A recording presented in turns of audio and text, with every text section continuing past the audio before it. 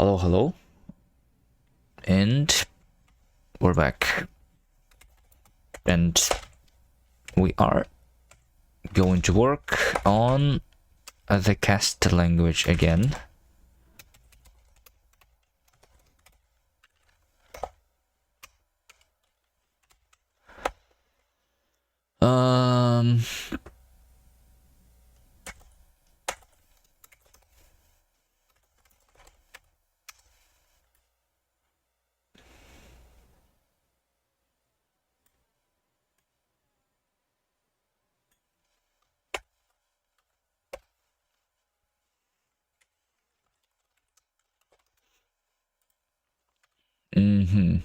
Hello, Veldak. How are you? Did you start on your advent of code, or are you still deciding to do it later? And then it's going to be January, and you're going to think about other things, probably. Right? That's how it usually goes. Still deciding to do it later, yeah. Okay.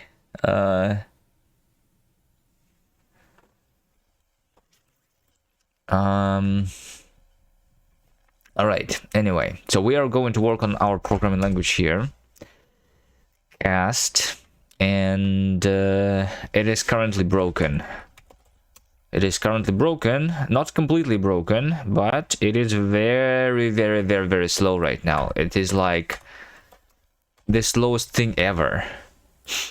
I don't know if there is a programming language that is slower than my programming language currently. You're thinking to do it twice, first with Python, just to get some experience with Python, and it's the same solution, but coding in XSLT.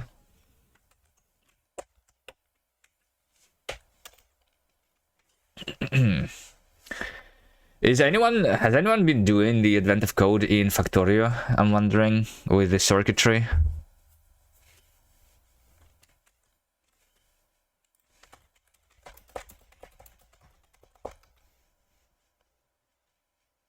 Advent of code day 1.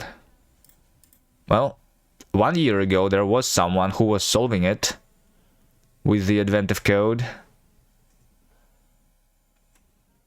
Not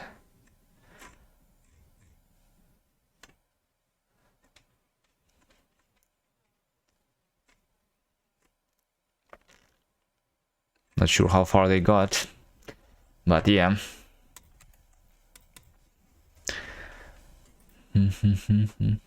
Okay, so my programming language is broken right now. Why? It's Christmas Day today. Dinner, gift exchange, etc. So I'm thinking I could start coding tomorrow or day after. Right. Right.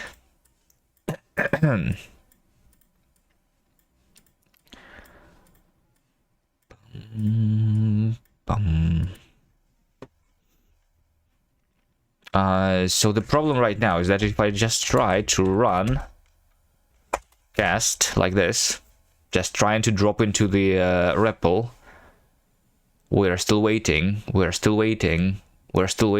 we're going to be waiting for like around I don't remember, 40 seconds right now. So it's currently parsing and processing and compiling and interpreting the standard library is the issue.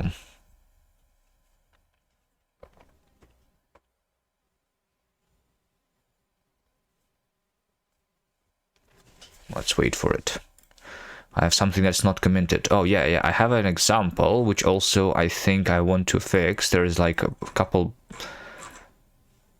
of things that need to be fixed. This, I was just changing the map into a hash map, thinking it would improve performance, but it didn't.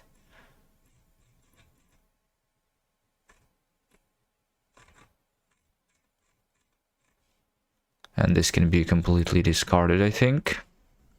So yeah, 50 seconds. 50 seconds to parse the standard library, which is right now the standard library. Okay, Toki does not re-detect my programming language, so we don't know how many files we have there. We need to do find ks in the std word count lines plus, right? 1,000 lines of code is what is all that I have currently, and just 1,000 lines of code. Not that much, right? And not that much. But how about we actually do add this to Toki? Add cast to Toki. Test cast support to Toki. How about that? How about we start with that? Not fixing the language, but making sure that we can count the lines easily. You know? So I think I will just like do a fork maybe or something, or like patch Toki.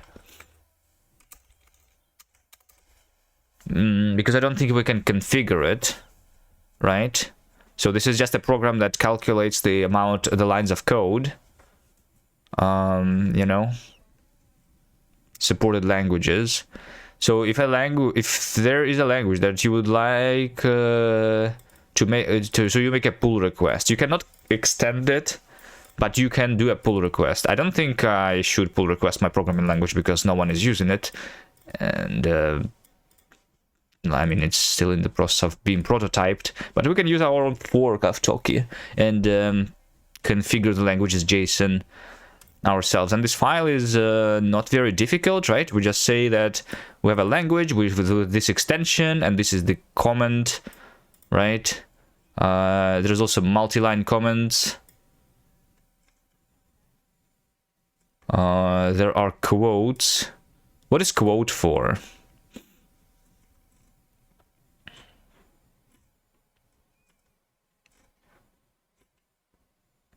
Quotes.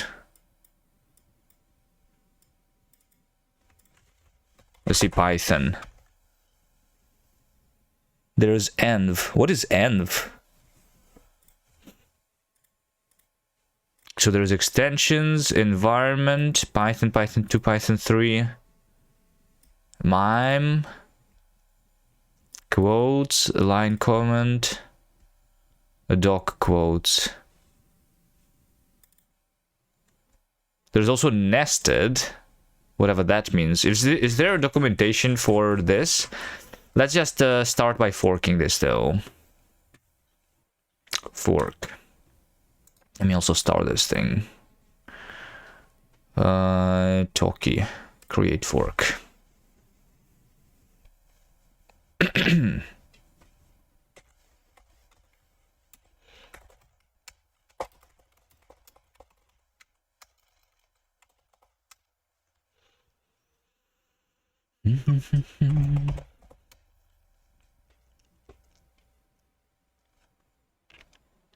So we have Toki. I'm going to just create the branch immediately called cast, I guess.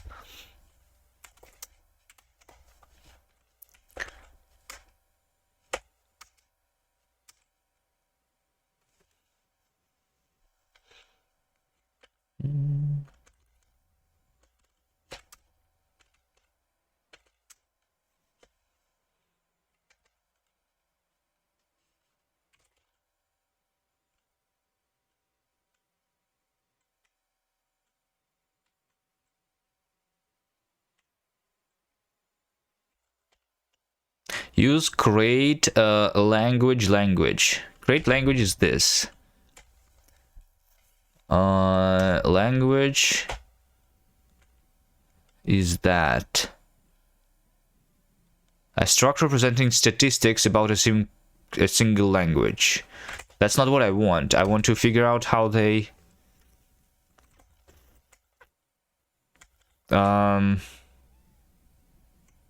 maybe language type?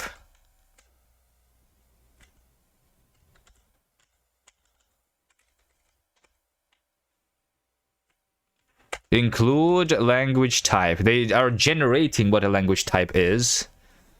Interesting, because they have the...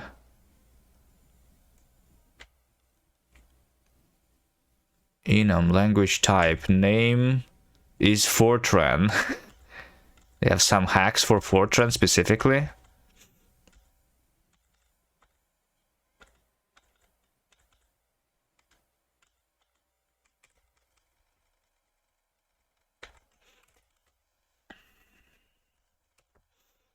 Earth file.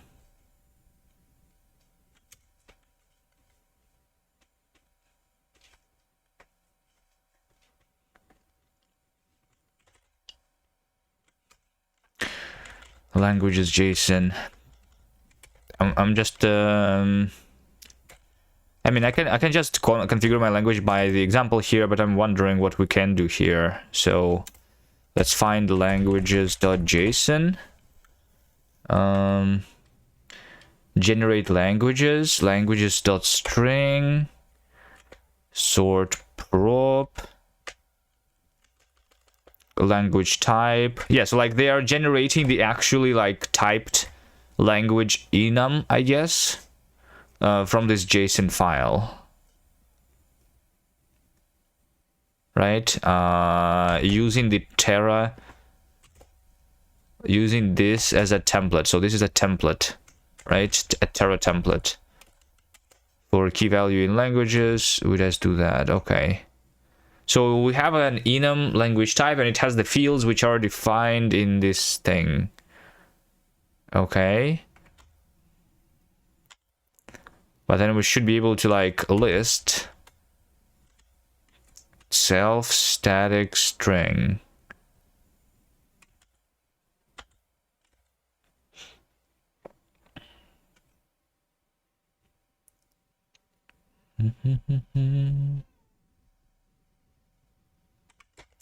I guess these are all of the different things, right? We have name. That's what we can configure. We can configure name. Bash name is capitalized bash.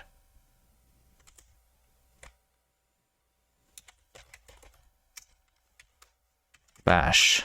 Yes, it is capitalized bash. Why is it capitalized? Is all of them capitalized? No, not really. Alright, anyway, let's just go to the end of file here, and we add a new thing called cast. Cast name is cast. Extensions is ks. Line comment is hashtag. Multi-line comment is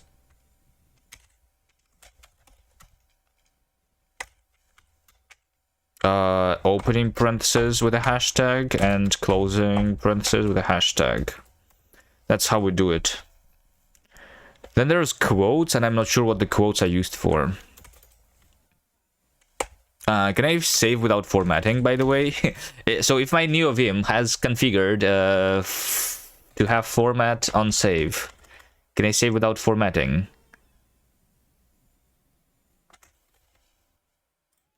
NeoVim save without formatting.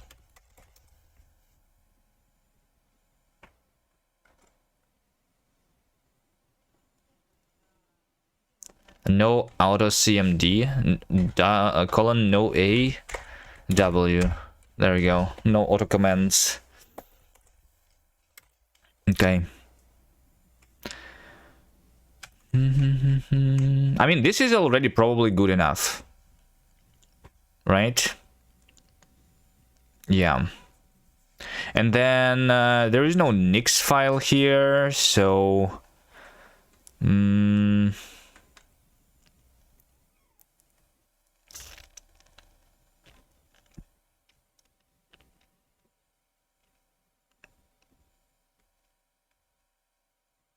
so the question is, do I add the Nix here, or do I do it some other way?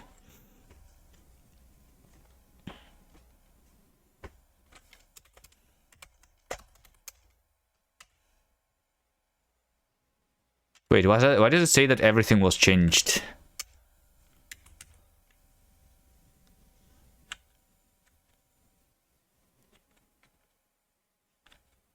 I changed the yeah, it changed the tabs to be 4 spaces.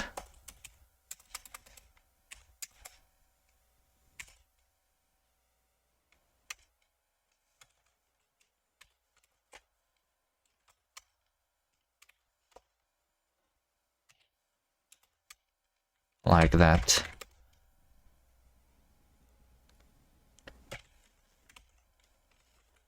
Okay, hold on. I'm going to copy this. I'm going to discard. And then I'm going to add this back.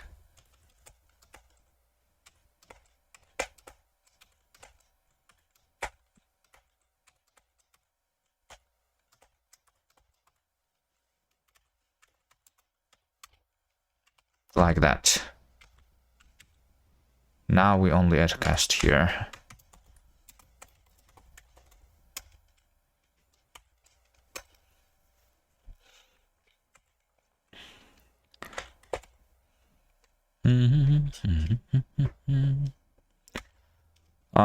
Instead of adding the Nix support here, what we can do is in my actual thing, when I am installing cast, well, I mean, I'm installing Toki globally, so I can just do that globally, I guess. We just go to Nix files, I guess, and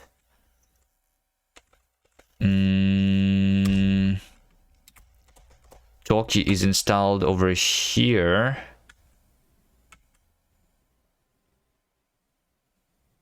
What is make shell? I'm not sure if make shell is being used.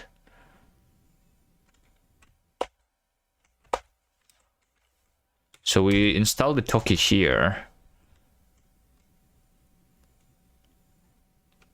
I'm just going to override Toki, override attributes, I think. How to override the source repository of a package in Nix.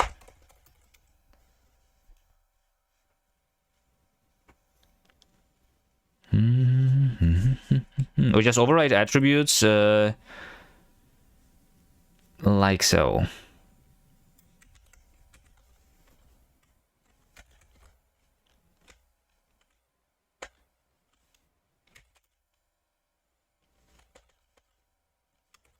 Override attributes like that, I suppose.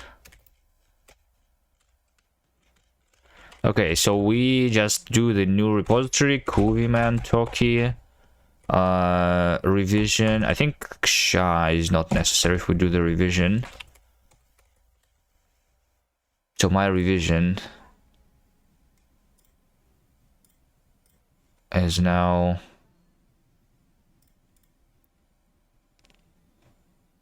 this one. And that's it. Use Toki with cast support. And I'm just going to switch. I'm going to assume that I did everything right. We didn't test anything. And if it doesn't work, then we'll try to actually build it and test first.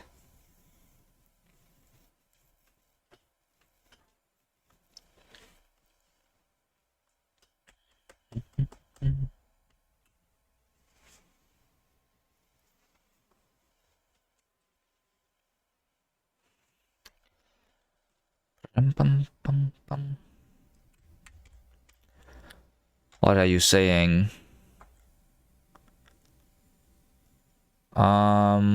Undefined variable prev.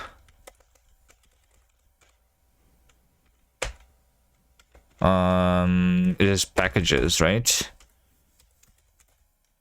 Packages fetched from GitHub? I'm not sure.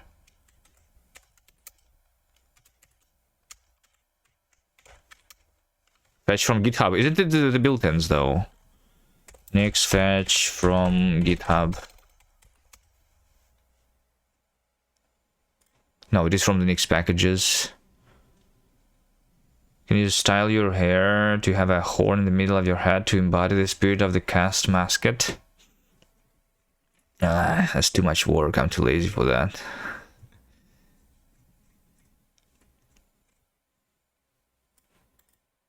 Hello, Deagle.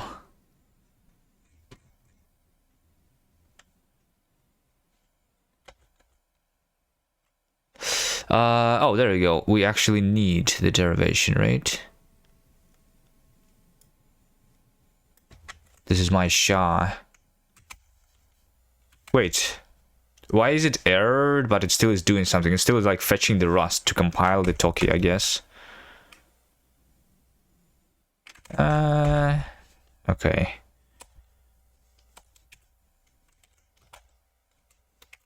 So, and the SHA is what? Is it hash? Just hash.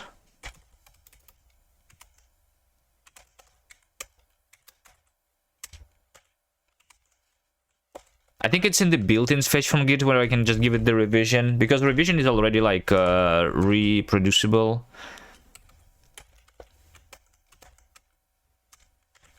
It's not needed here.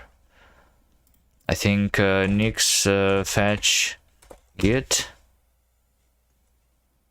Built-ins fetch Git. That one.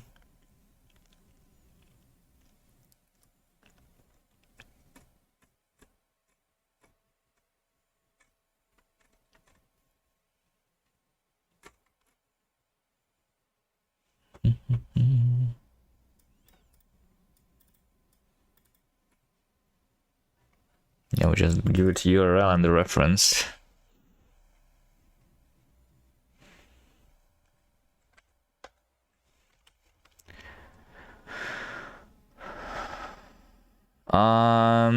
Got the SHA value back in the cargo hash field. You should have a cargo hash. Oh shit.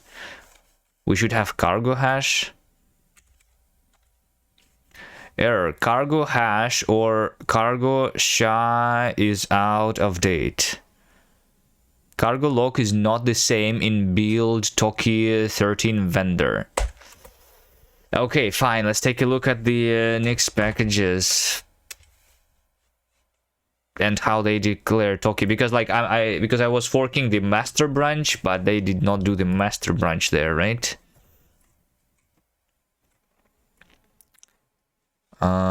Search packages, Toki here, source.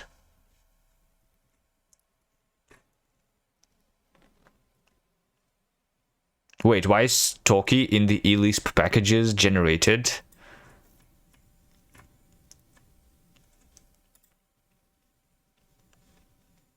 That's not the source I was looking for. Oh wait, it's a Max packages Toki. That's different. I want this source.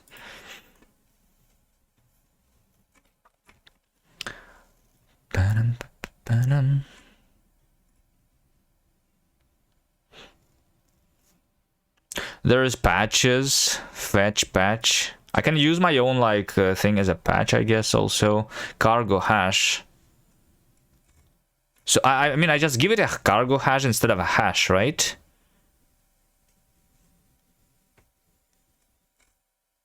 This is Rust platform build Rust package. Hello, Dev Ninja.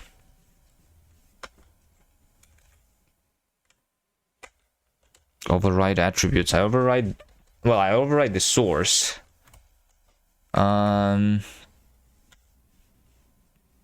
cargo lock is not the same as in the vendor. So where is the cargo lock? Build Rust package, Nyx build Rust package.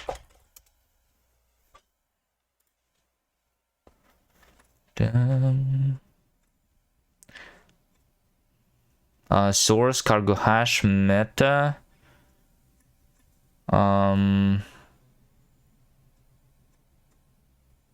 Importing a cargo lock. Like they're not importing the cargo lock though, right?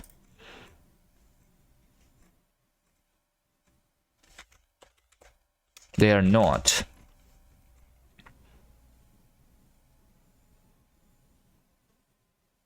Source, fetch from GitHub. Patches, cargo hash. I mean, I guess I just override the cargo hash here or something. Cargo hash.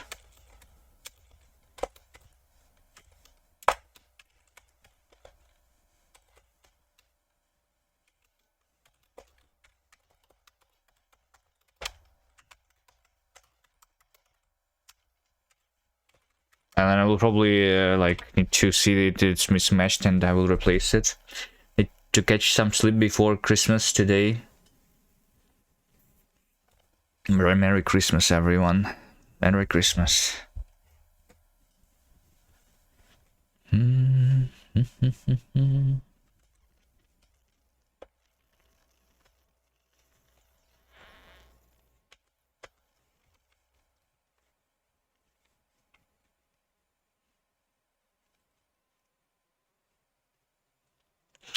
There's still a cargo lock is still not the same.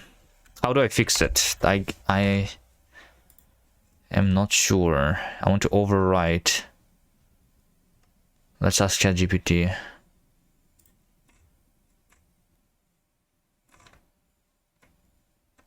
Oh, knows before Nix explodes on you. And if the cargo lock changes, you will need to update cargo hash, cargo SHA.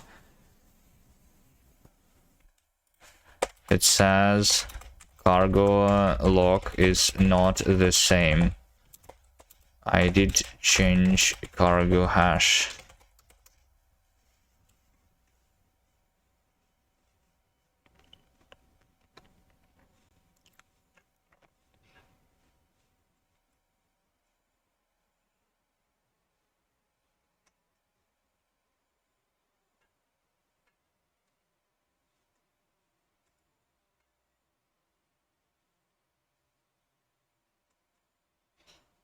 I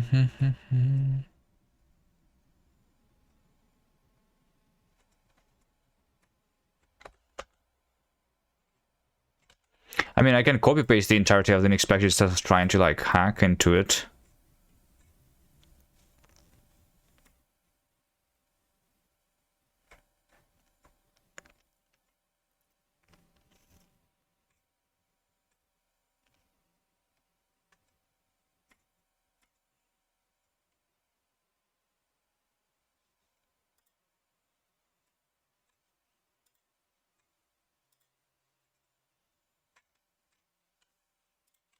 Override.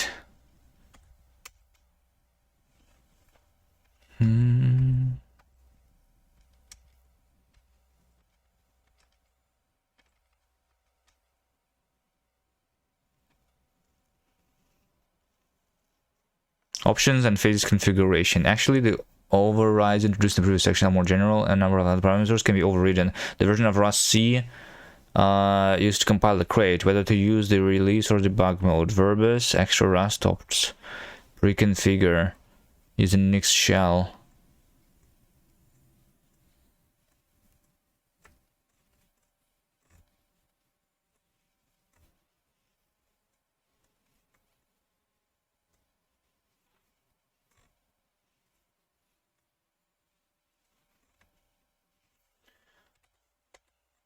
That is weird. Can I say over here? A.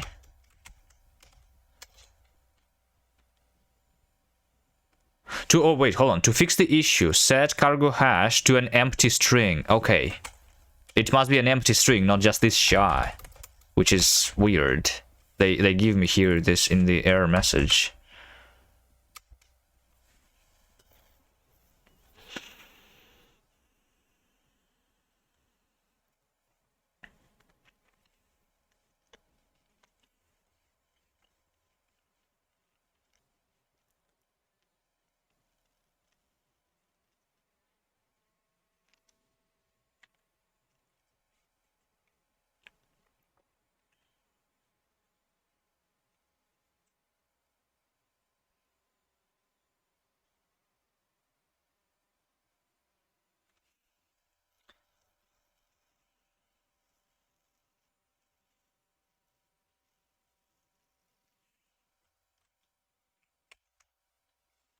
Didn't I say that cargo hash.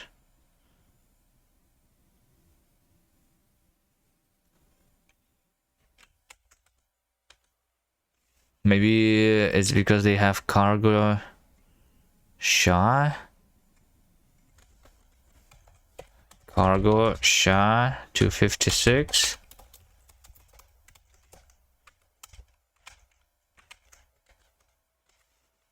I don't get it.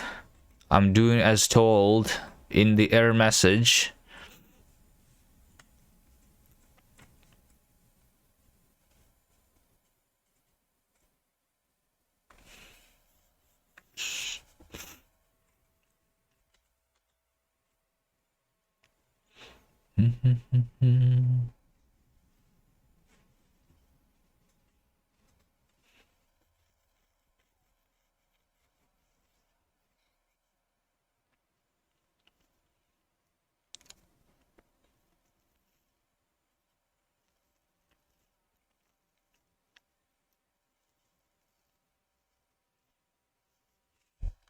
Maybe it doesn't work with overriding the attributes.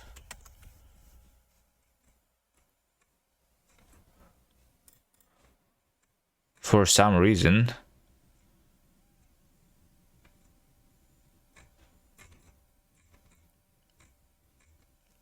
Or maybe I need to not override attributes, but override.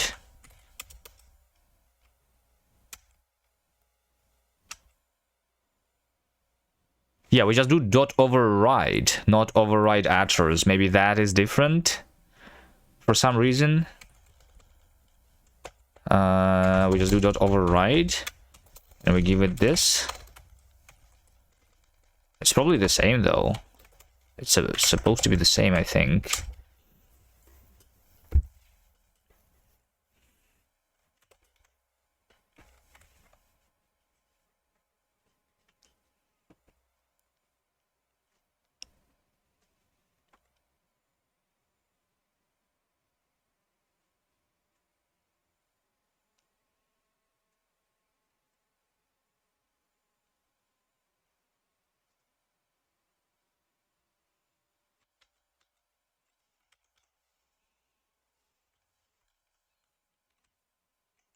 Ambiguous lambda called with unexpected argument source. But I cannot override the source. Okay, I give up.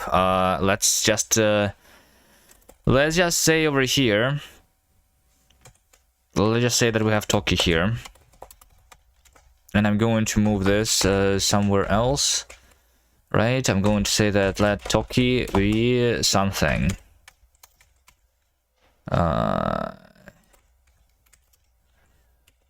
Right? Like this.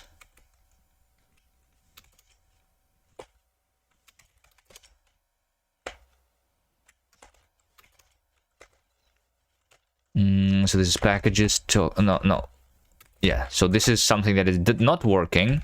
So we're going to instead say that Toki is I'm just going to copy paste this.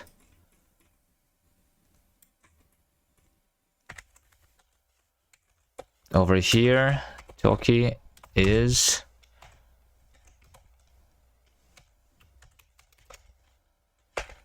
like that. Toki not working is that.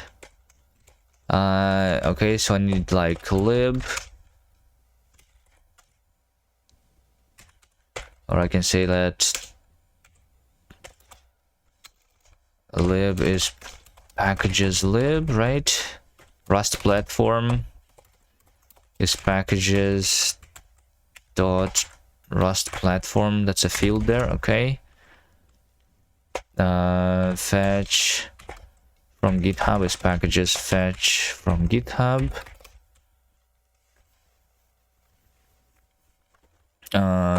Fetch patch2 is packages fetch patch2. That's just there. stdnv packages stdnv. Okay. I mean, we just do with packages here, I suppose. That's all with packages. And then we have everything. It's just final attributes. Dot version. Change log. I guess I'm just going to remove this. Cargo hash. Going to be empty. And the patches. What is this patch, by the way?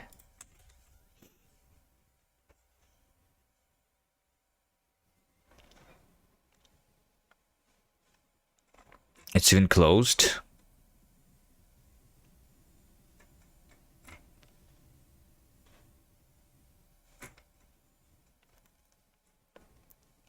Because it's fixed in the other version. Or something. It's probably not needed. I'm going to assume that we can comment this out. And then we just fetch from GitHub from this. Instead of that. And this probably can work now.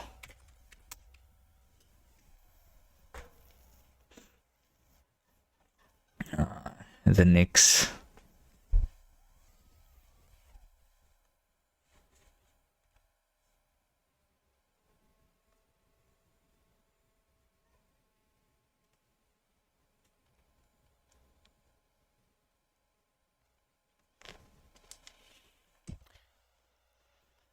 Found empty hash, assuming SHA. Okay, yeah, this works now, but it should have worked with me just overwriting the attributes, and I'm not sure why.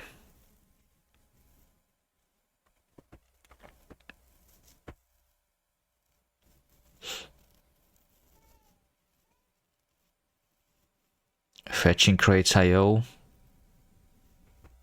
Yeah, we need to download the dependencies now, and it was using the thing. Now we just override the SHA, the cargo hash, right, with this.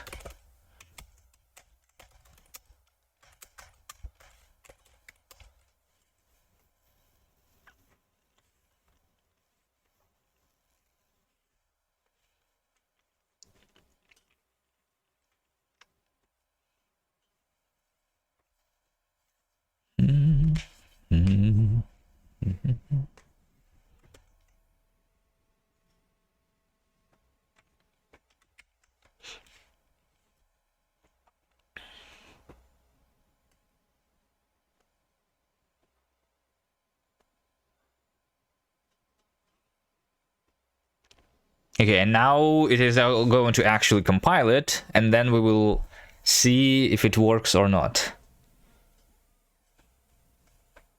How long does it take to compile Toki from scratch? Probably shouldn't be that long, right?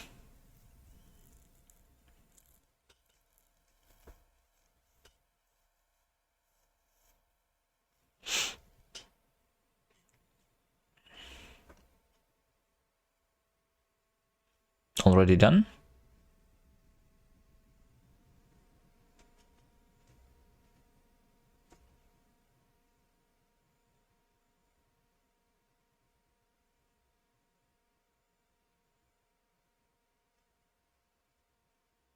No, it's compiling it again.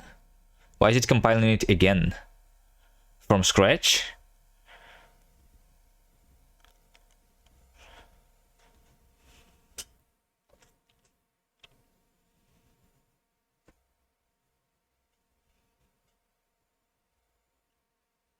I'm just doing the check phase. It's going to run the tests for me too.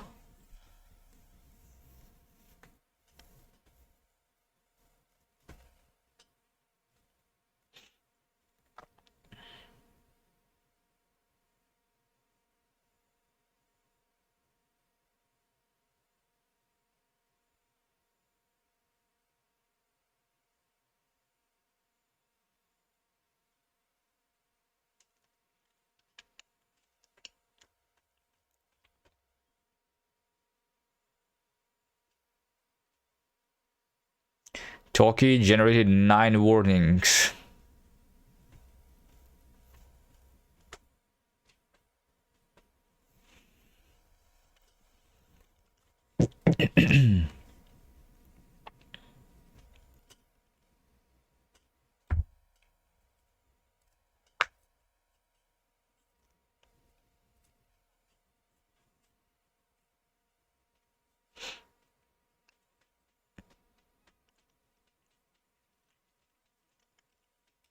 Yeah, I'm pretty sure it's just running the tests. I don't know how to disable them.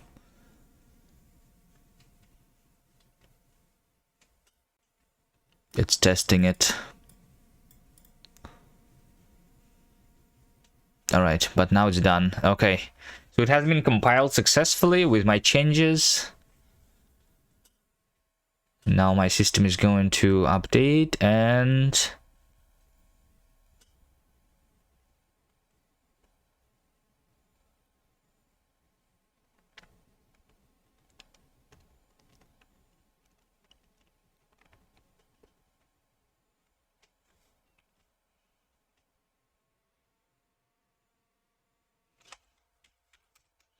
And we have Toki. So it still works, right? But if I try to use the Toki here now, then it actually detects cast now. We have 1,000 lines of cast code.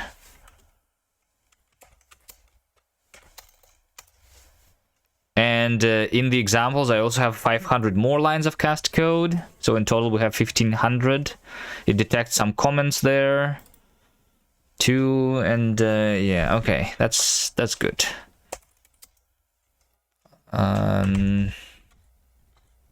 Yeah, I just like inlined this thing here, which is a little bit ugly, but okay, it works. So that's good, I guess.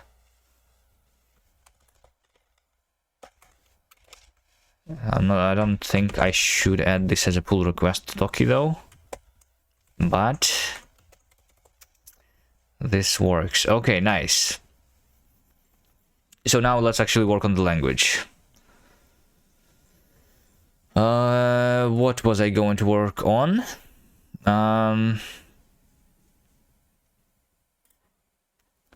So we have the performance issue currently.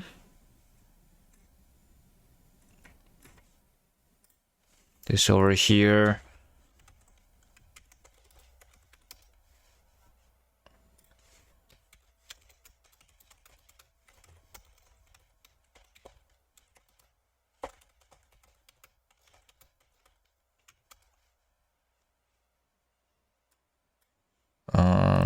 Is whatever. Okay, so here's the simple example. Here's the simple example, which right now doesn't really work well. Why does this not work well? So this over here, I'm defining the recursive type A, which has the field A of type, which is A, which is making this an infinitely recursive type. And I'm just trying to see what my language, how my language handles this. Right, so we just do cast, no std, examples test. If I try to run this,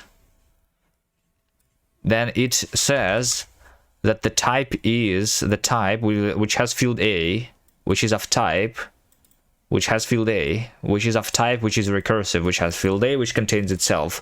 So what I expect to see here is that we only see this as the output here, but we have two extra indirections here before going recursion. And maybe I have the performance issues because of that, because this is the simple example, right? But in the other more complex examples, maybe there is even more levels of indirection before we go recursive. So when I process this thing, it like takes a long time or something. So maybe I just need to fix this. There is another guess that I have. So according to the profiling, and it makes sense that my problem is actually the substitutions that are happening. So substitution is something like this. If I have code where we have a foo, which is a generic thing, right? So t into t, right? So what we need to do is when I say foo like int32, for example, right? We need to basically replace every t here with int32, right? That's what we do.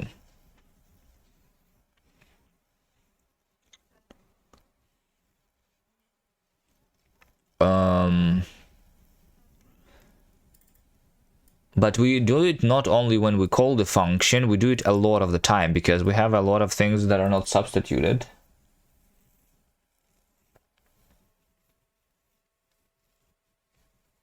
Sometimes, and because of that, I'm processing the a lot of variables. Like for example, if this actually said int32 into int32 or whatever, I would still try to look for all the t's inside of this expression and substitute them, but because we don't know if this contains t or not currently. Also, what complicates these things more is that we can have an inference variable here, like underscore, something that is not inferred yet. And something that is not inferred yet, we don't know if this not inferred value contains t or not. We might only know this in the future when this thing is inferred to be something. So because of that, when I'm substituting this, I create a new variable, a temporary variable, for which we remember the fact that it has been substituted in this scope. And then try to perform substitution in the background while waiting for this to be inferred, and then doing the proper substitution, and then unifying the variables. This creates a lot of like new inference variables, especially when like I'm trying to substitute something that is having some big structure to it, I guess. But how do I fix that is the question. The problem is that I'm still doing the substitution even in this case where we have this inferred, because I'm not storing anywhere the information that the thing contains that the thing contains variables or the thing does not contain variables, basically.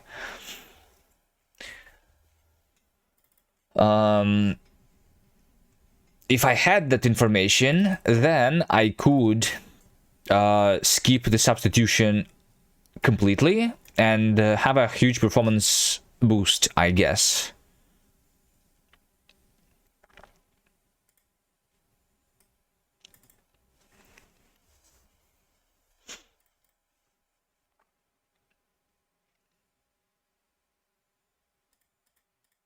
So what do we store for every value, for every variable? Right now I store for every variable whether it has been substituted or not in a specific in which scopes have I already substituted this, so in which scopes do I not need to substitute anymore. But that is not correct. I mean, it is like technically correct, but it is the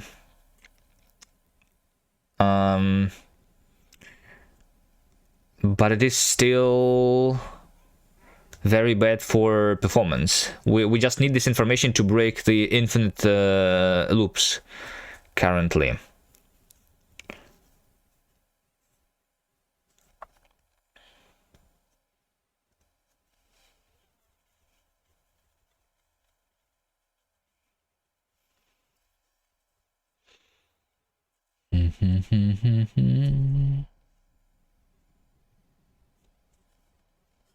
What we should do though is we should, for each variable, we should just only store a single scope, in which scope what is the scope from which this thing can contain variables, basically, you know. So in a case of the concrete type, we will also make sure like that this doesn't contain any variables, so we don't have the scope at all, right? So the scope is like empty or whatever. But in case it is like t into t, right?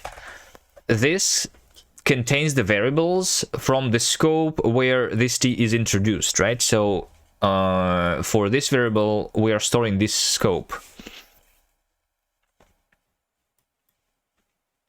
That's the idea here. And in case it is like a not inferred variable, since this not inferred variable is also created in this scope, it means that this variable can be still inferred to t. So we need to like remember that this not inferred value is still in this scope. Now, when we unify two things and we are saying that they are the same, if one variable is from one scope and the other variable is from another scope,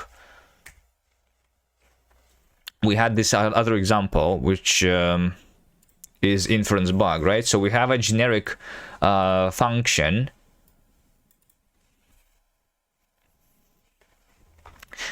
We have a generic function here, which calls function f with argument x. And the argument x is of the generic type t, right? So currently the inference algorithm is going to say that function f has the type which allows it to call where the argument is of type t. That's what's currently happening because of unification, but this can never happen actually because t does not exist in this scope. So that's like also a bug currently, which is called the scope escape. And the way we fix it is when we're trying to unify this, the type of this function with this, since the function is called here, we infer its type to be some type which must be like available in this scope, and since it's defined over here, it must be available in this scope. Now it should be available in both scopes, which means that it should be available in this scope, which is the lowest common ancestor of these two scopes. And then when we later see that we infer something to be actually the variable from the scope, which is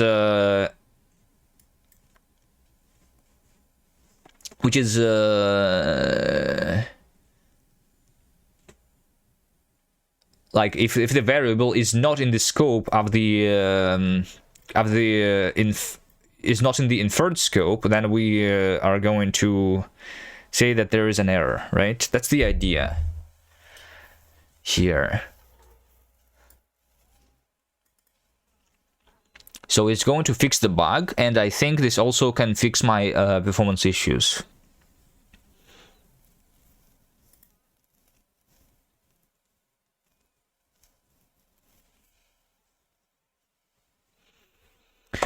I already tried this last time, but I was like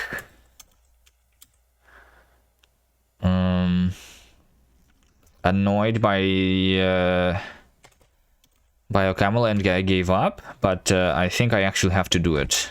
We will need to figure out how to write this. The problem is that like we introduce more recursion in our like language, more like recursive dependencies, because inference variables right now, they don't like depend on anything, but now we need to store the scopes in there, which means that it depends on the definition of what a scope is and stuff.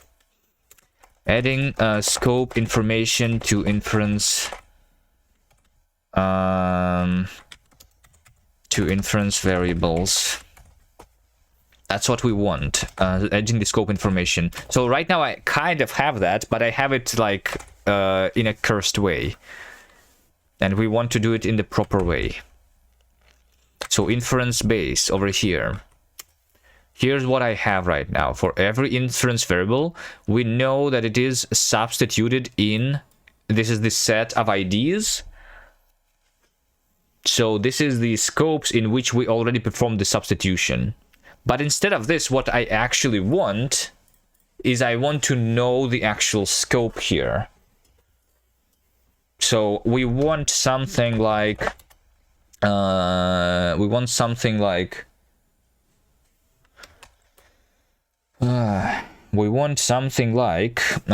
scope So what is the scope in which this variable, like, yeah, like, because we can have variables there. What is the scope here? That's all. Yeah. And what is the scope? Should this be just my interpreter scope? Or should this be something else? That is the question.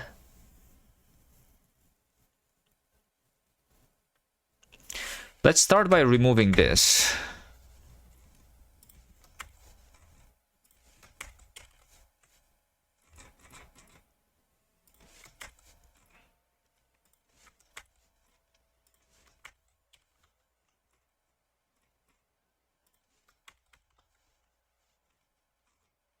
I think I can do it without recursion by having it.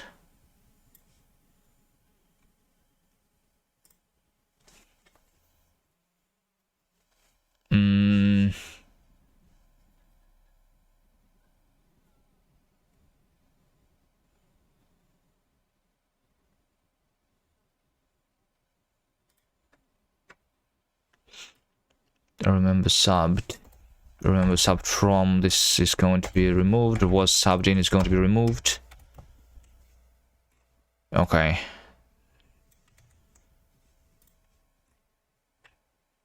So there you go. We have this is the actual substitution algorithm, and when I'm substituting the variable, I need to see if it was substituted or not, but we want instead to do something else. So we're substituting the variable in the current interpreter state. What does this mean though? And to come up with like the proper meaning here of the substitution.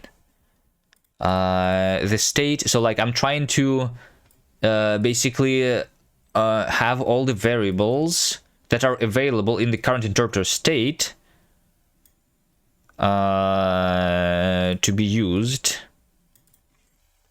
if they exist in the value. So if the value contains the references to runtime values, then we replace those references with the actual values. That is what substitution is.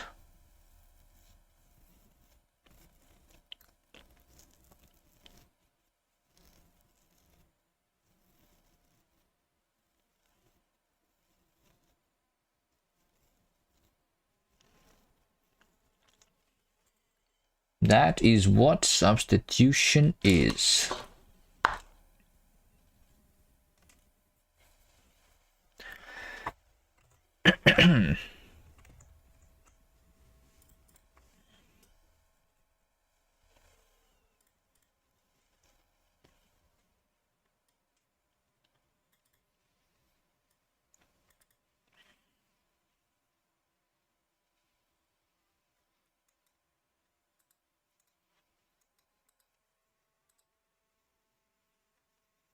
When do I perform this? Right now I perform it every time I calculate a value, like, yeah. Okay.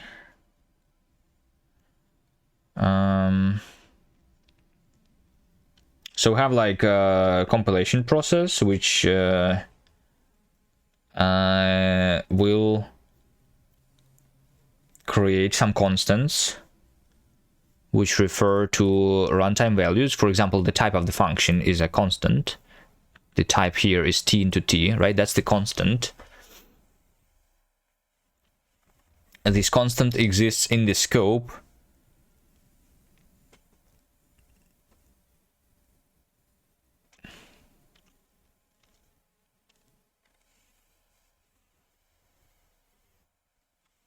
Which is the, so like during compilation we're still performing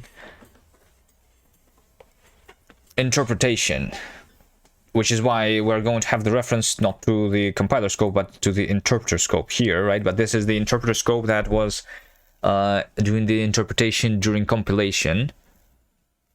So during compilation, we basically evaluate this with variable t being just a variable, a free variable without a value.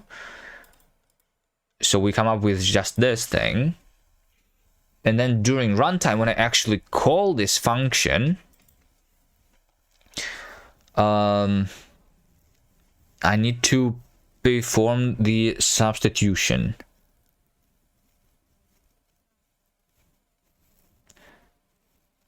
And to perform the substitution. So we have like basically two scopes. We have the original interpreter scope. This over here is a function, right? Basically. So we can know the original scope here. And then we have our actual scope. Or our actual interpreter state, which will allow us to look up the variables and their actual names. The question is, when do we not perform the substitution?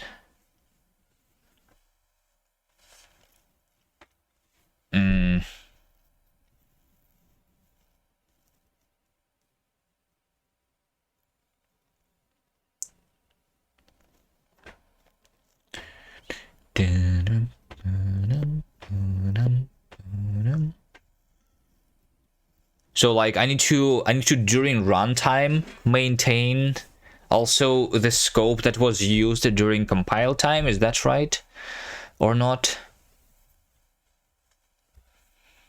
Is that right or is that not right?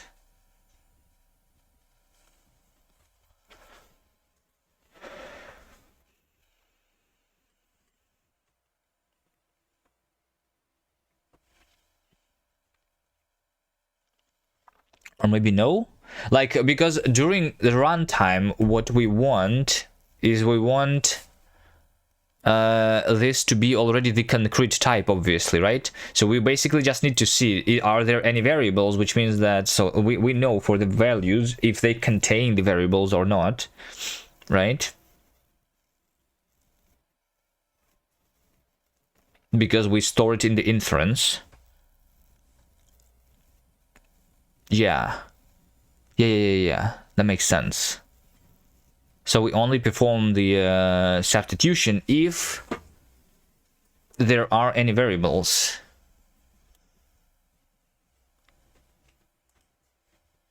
If there are any variables.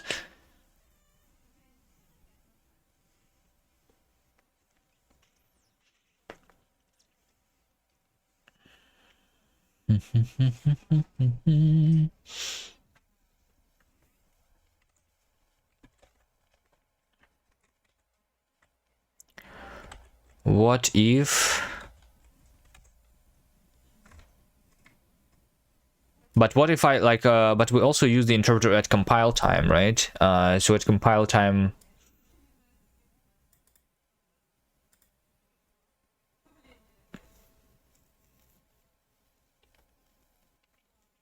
that's weird, right? I think what we need to do, so I have the current interpreter state, right? Yeah, I think what happens is that I have the current interpreter state and I have the I mean I have the current scope which happens during evaluation, and I have the scope in which from which the variables the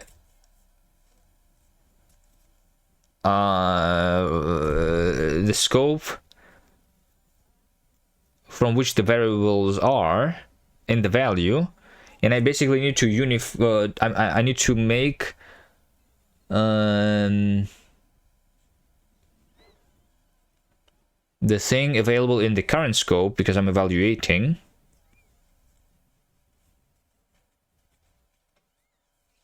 So I need to only substitute if the scope is not the parent of the current scope, I think.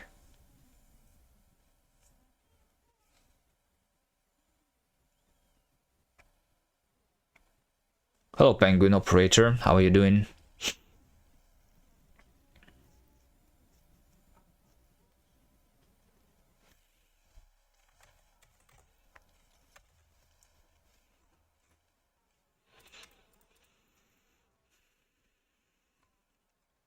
All right, this is the most difficult part of the language. I have tried thinking about this for a long time. We tried several different implementations already, and we are back to this.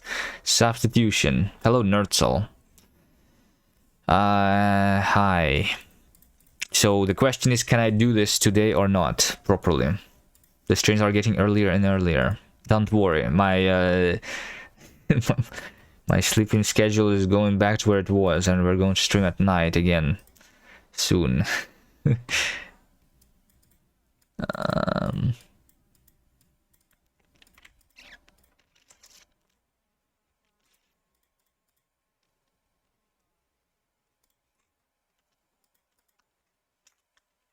Okay, so once again, what I'm doing here, remember this this scope escape bug. We are back to this because I believe fixing this bug is also going to allow me to fix the performance of the language, which right now is absolutely horrible because I'm performing too many substitutions. So I need to perform the substitutions only if I really need to, by remembering the scope of my inference variables, what what can the inference variable contain? Can it contain the actual variables that are only going to be available to me at runtime, or is it already a concrete type? Because if it is a concrete type, then I don't need to substitute anything. Only if it has the bindings, right? So for example, t into t is not a concrete thing. This is something that needs to be substituted, right? But an integer is something that is not need to be substituted, right? So how do we know that? We add the information about this scope from which these variables can be in every type or value in general, because types are values, right? And we only perform the substitution if it's needed. That's the overall brief idea, but how to implement this correctly, who knows? So what is the information that I need to store in my inference variable? Like literally the reference to the scope. Literally the reference to the scope, I think, is what I need.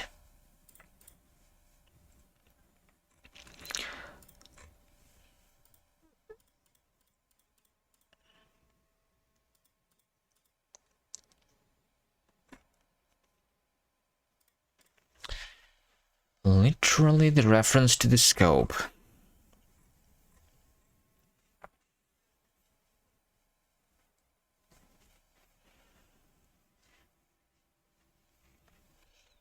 So I need to store it here, the scope, right? And once again, this is a problem because this is in its own thing, which does not know what a scope is. And we need to break the dependency cycle here somehow, or move this into another module where the scope is known. Scope. Or another way to break the cycle is to store the ID here of the scope, but I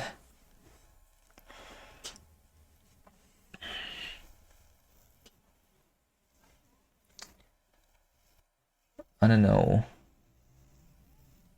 Scope also should be optional here, because optional scope, if it's none, it means that we don't have any variables at all in this value. So this needs to be optional. Optional scope. Scope ID is not enough, because when we are unifying, we need to get the lowest common ancestor of two scopes. Which means that my variable...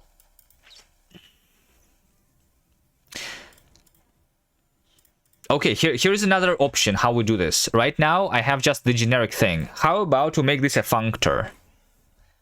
How about to make this a functor? So inference variable, instead of saying unite and supplying the r as an argument, how to unite the actual values, how about to make it a functor? I'm not sure if I can, but yeah, probably. So we have a functor which has a value which is inferable, something like this, where module type inferable is what? So we need a type team. So this is no longer generic in this case. right? So this is the inference variable. We will say that inferred is the value t, right? This is no longer generic. This is no longer generic.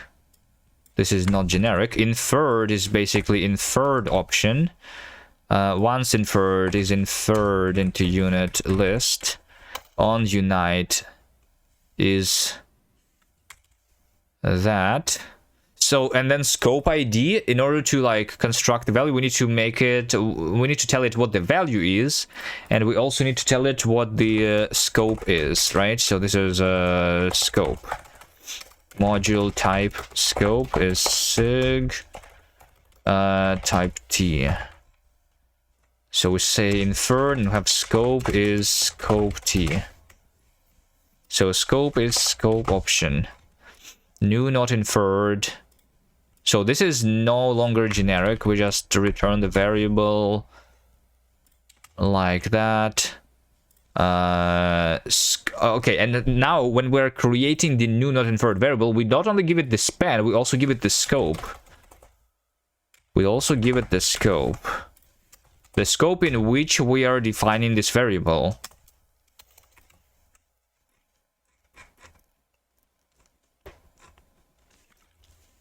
Scope is scope option.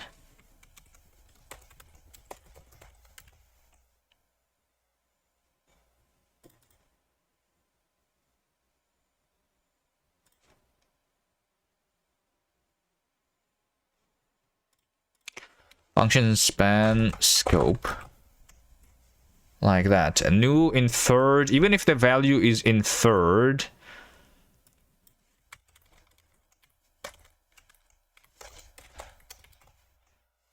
Even if the value is inferred.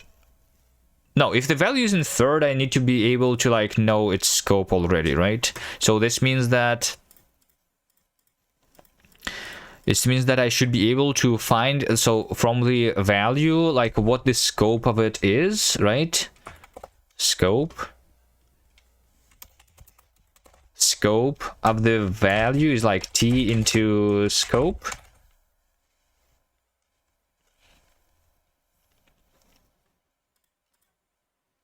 Maybe I just store it inside there.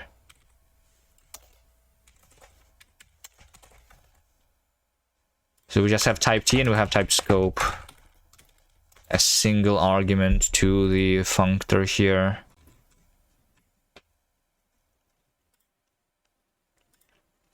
So new inferred, we're just going to say, well, I mean, the scope should be like the optional, right? I don't like it being option. We can make it option on the outside. We just going to say that, that the scope is the optional scope. Where none is basically the scope, which is a parent of any scope. That's what we want, yeah. Just simplify this here a little bit. So then I'm going to say that scope is value scope of the inferred value. Find root variable, this is just var. Find root is just var and var data. Inferred opt, this gives me inferred option. Type at.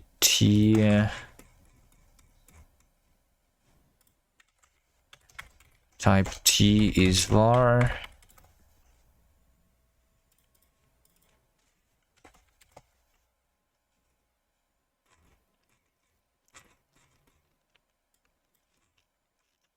Run once inferred if needed. Var data unit. Print is if we know how to print inferred, then we know how to print the variable. We ignore the scope. Unite data. So now when we unite the data, we have scope A and we have scope B. Now we're going to say that scope is value unite scope, scope A and scope B. So unite scope is basically the common scope of two scopes, which is the lowest common ancestor of two scopes.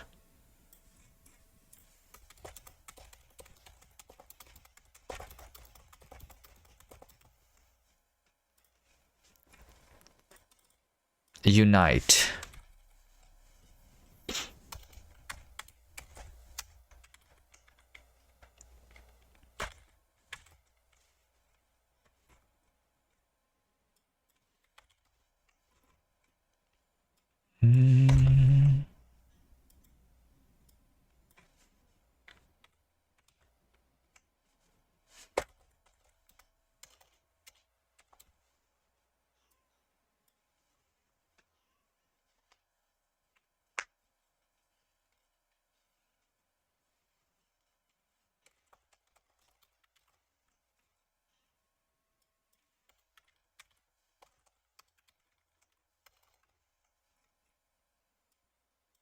Effect await update.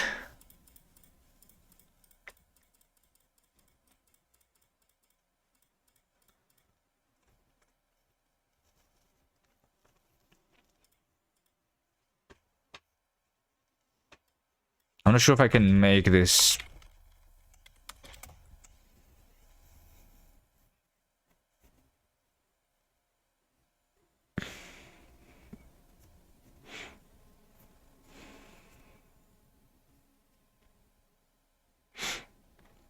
I don't know how to structure this with functors, probably, you know, camel.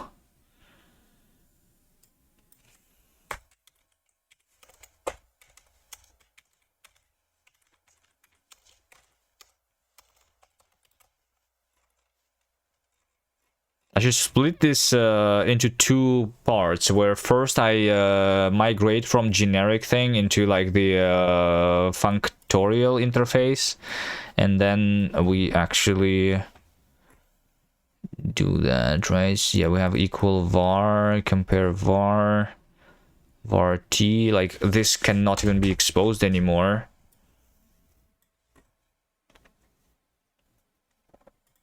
And I cannot even like I just need to say that module var is module make is this struct, right? Because we probably also need to specify the signature of the functor. So this should return like the signature or whatever.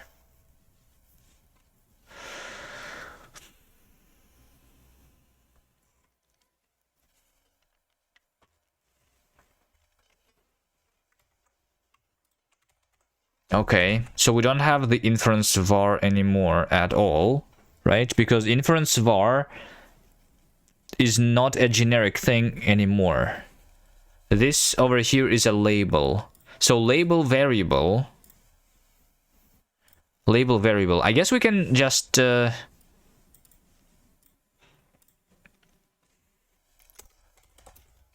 label var. It's not type, it's like a module. It's a module var is going to be inference var make the label. So now the label must be this, right? Label. So I need to first make this into a module t. Is this, we will include the t here, right?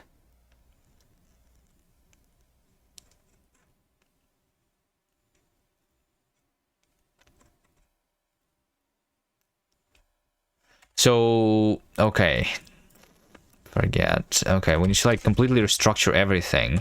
We have a module label data. Label data. This is the label data, right? Type t is this, and this should have the equal and compare. Okay.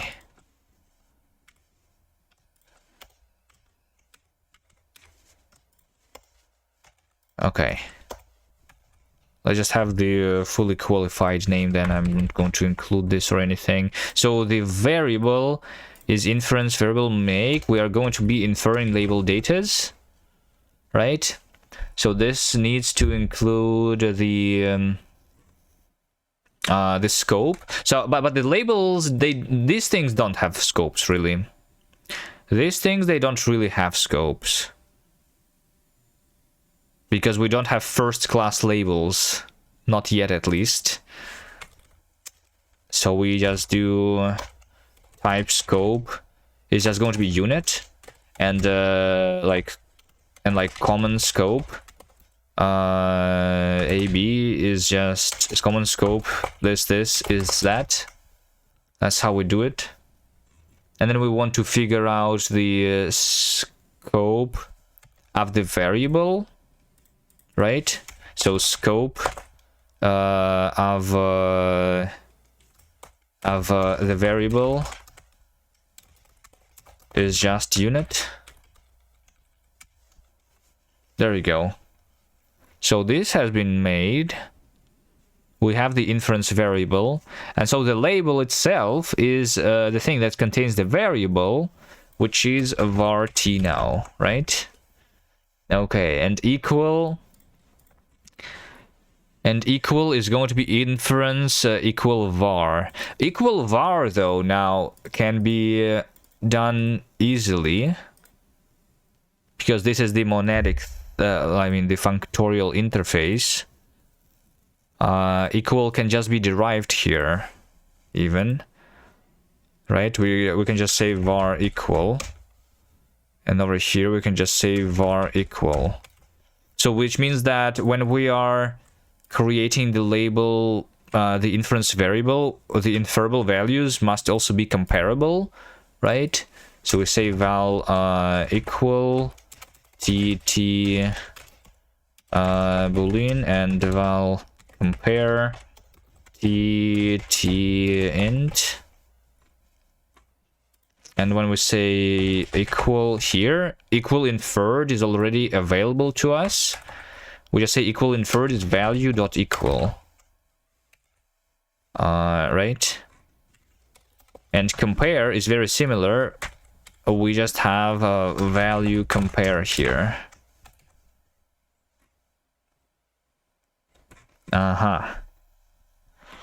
We also can have, like, we can clean up the interface actually a lot if we do, if I can figure out how to structure this.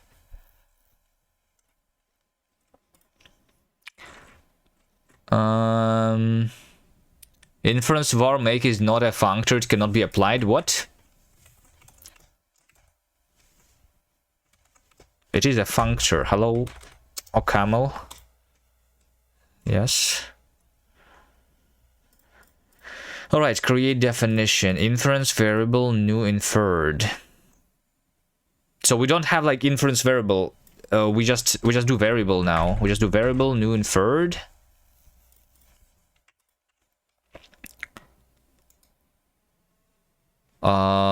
Span. Scope is basically always unit, because we don't really have scopes for these ones. The function has this has type that it's applied to too many arguments. Wait, what? It has span? Oh yeah, the inferred one does not need the span. Yes. Okay, and create reference. This is also inferred. Just var new inferred. Okay. Get name var inferred opt. Just instead of inference var, we always say just var, except for this one, because this is inference var make, right?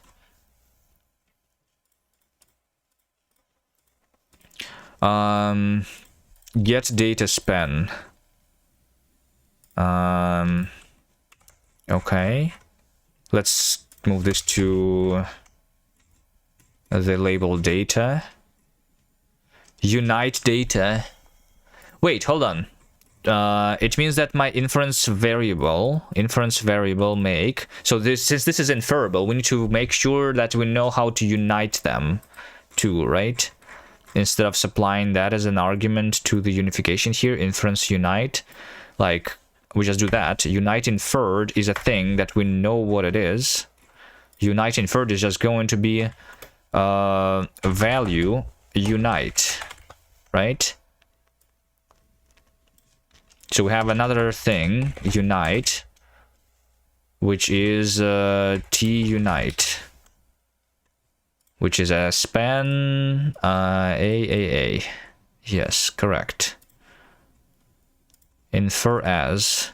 So infer as also is not needing to have this argument anymore.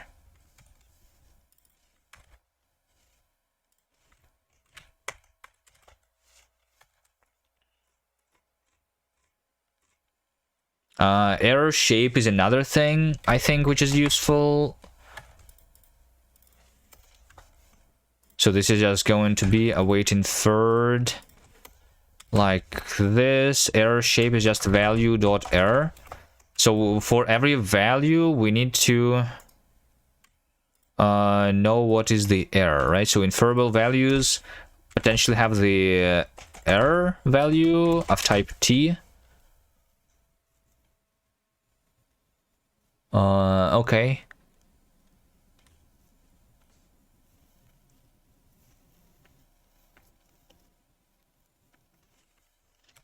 Let's make this unit into t so we can construct the new error value.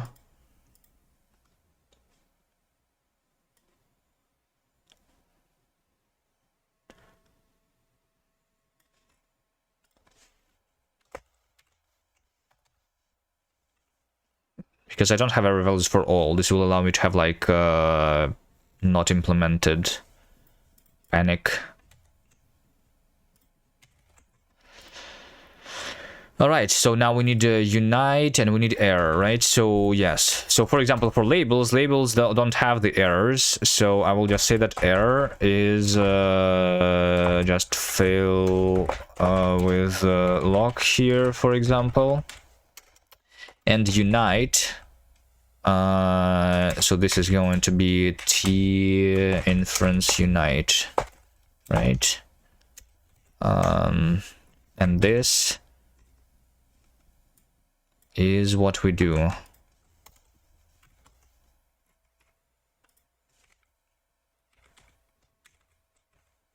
Wait, what? No. Unite is that. Var unite. Yeah, unite data is what we are talking about. Unite data, this one needs to be moved over here. So this is function into that, right? Inference unite, unbound type constructor. I think OCaml needs to be restarted again because it's stupid. Okay. Why do I have to restart OCaml language server every time? Like, is there actually a cure for this? Why do I need to restart OCaml language server every minute? Can I fix?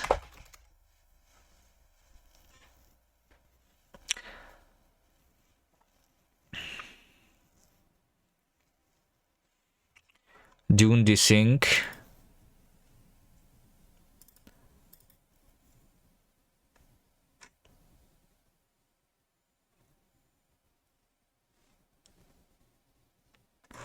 So the answer is no. Can you really fix it? Not completely. You can reduce restarts, not eliminate them.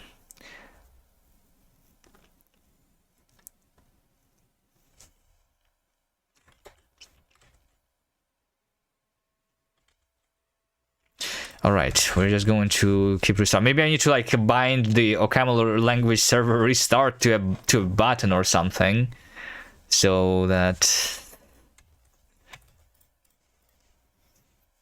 I just restart it faster.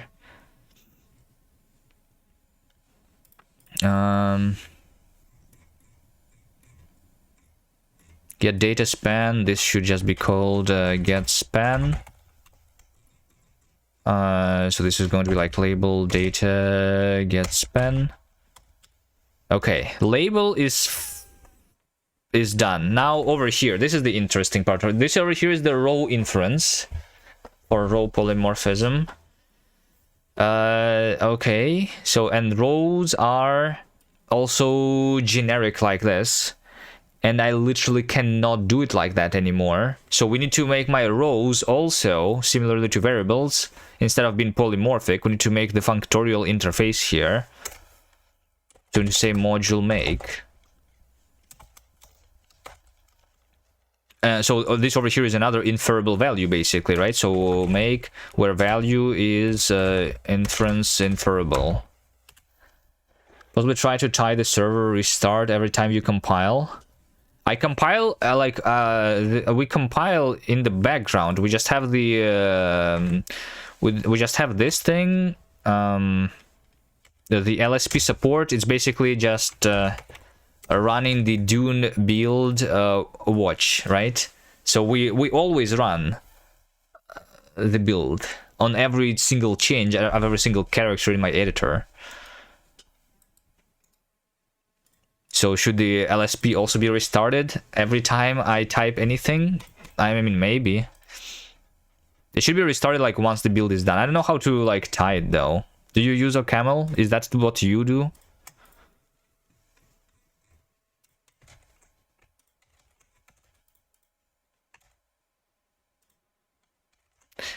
Okay, so this is the functorial interface now. Module make value is struct and okay.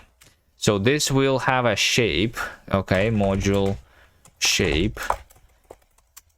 Module shape is this, right? Type T is that value.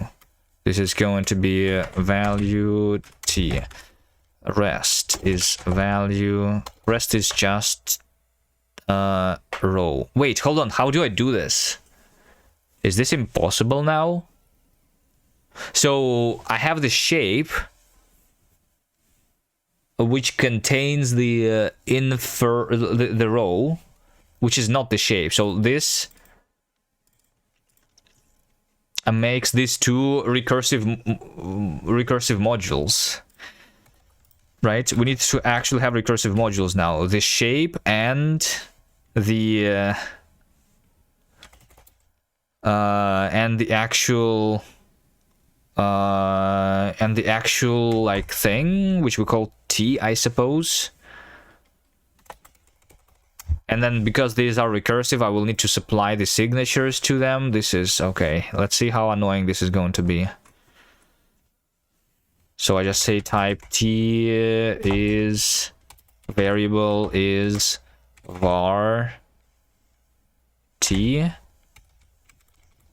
So we and then we have the var, and var is inference var make using shape, right? So that's what we're trying to do. We're trying to construct the module using this module, which is going to contain this constructed thing inside of itself. So it must be recursive recursive modules. And because this is recursive modules, we need to they require explicit types, which is very annoying, but okay. So what is the type of a shape? Signature. The type of a shape. We need to literally copy paste this, right? Like that. What is row though? Row is basically TT. Can I use the TT here? In this, okay, can the signatures be recursive of the recursive modules?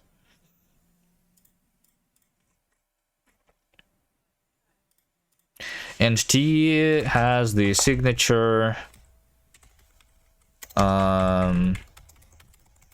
which is that, right? This requires explicit type. So the type of this is basically inference var signature. So now we need this over here to, that's what I was talking about. This must have a signature. So module type S is sig. And what do we have there inside? We have type T. So this is the actual variable. And then like all of the different things, right? For example, variables must be equal T, T, T. Compare TTT.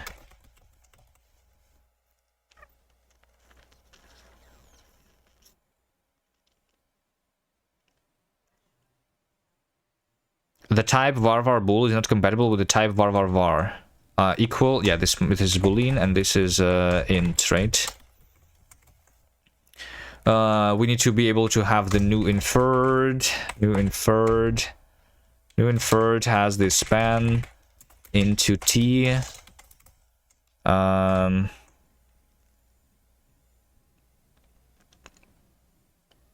new inferred has the inferred one. Okay, hold on.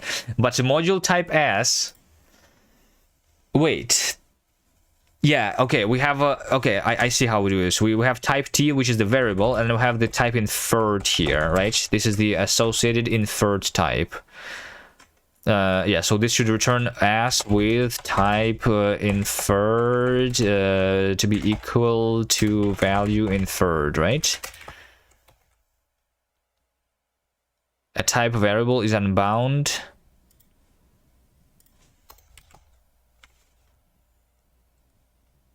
What type variable are you talking about?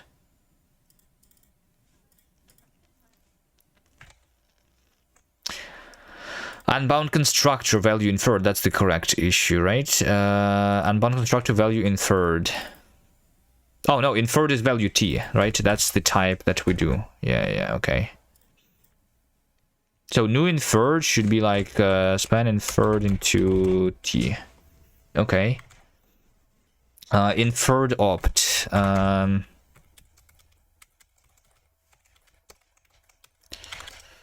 Inferred opt is if we have a variable, then it returns inferred optional, right?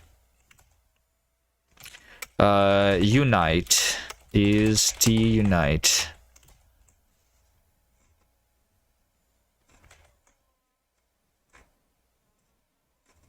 Is it not T unite?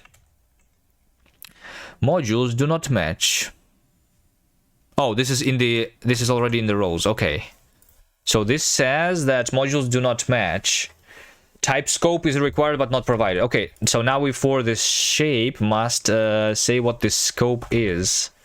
But the scope is the same as the scope of the value, right? So we just say that type scope is value scope.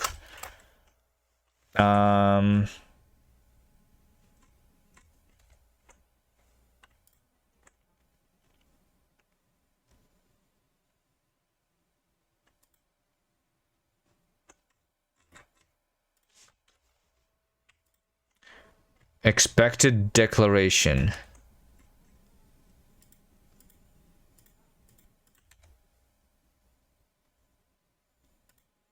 Expected declaration. Oh, because this is the signature. This is the signature. This is the value. Type scope is value scope.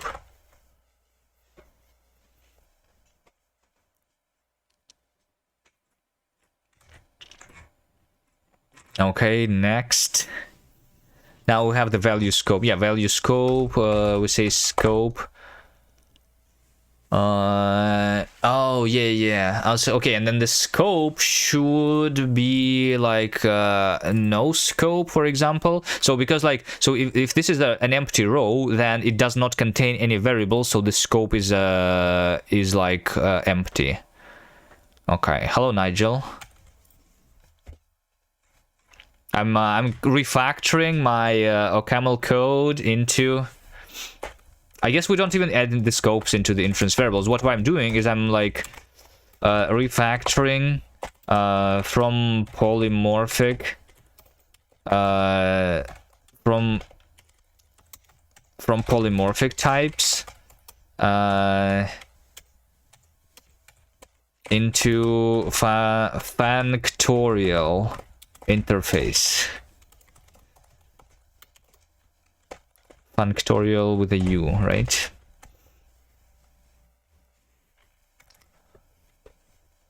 What? Well, the simplest example of this in the standard library of OCaml is you can have hash table T, you know, of like A and B, or you can have hash table make A, where A is a module dot T B, right? So this way you can specify your own like hash function, right? So this over here is called a functorial interface, and this is called just polymorphic type, right? I guess. Let's see what they actually call it in the OCaml. I'm pretty sure they use the word functorial interface.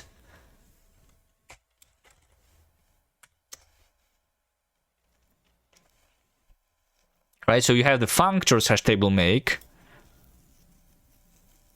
but we also have the polymorphic. Yeah, this one is polymorphic. This one is the functors, right? So this is useful in simpler cases, but because our case is not simple but complex, we need to use the functors instead.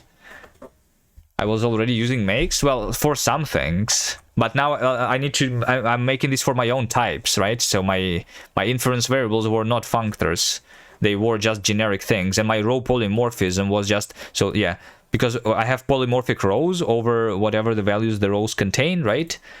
But now I need to make this functorial interface, and like everything needs to be functorial. We'll have a bunch of recursive modules, and we're going to hate our life here, probably. It does simplify some things though, because for example, in order to compare two inference variables, now I don't need to like supply the compare function of how to compare inferred values every time I compare the inference variables, because the inference variable now has the functorial interface. I'm supplying the compare argument every time, like just when I'm constructing the type, right? Which is going to lead to like less explicit code when I'm actually using these types, I guess, now.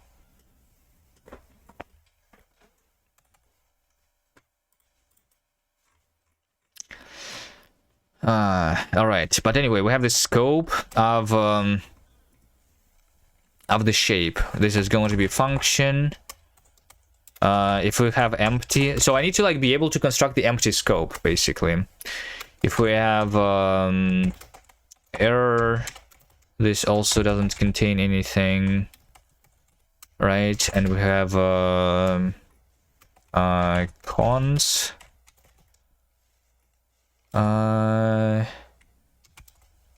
label, value, and rest.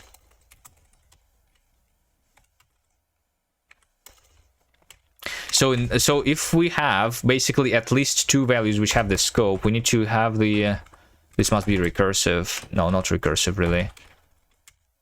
Well, I mean, we have recursive functors here, right? So we need to be able to figure out the scope of that one, right? So we have value, scope of the value, and we have the t dot scope of the rest, and I need to say value common scope here, which means that this must have the value scope, which is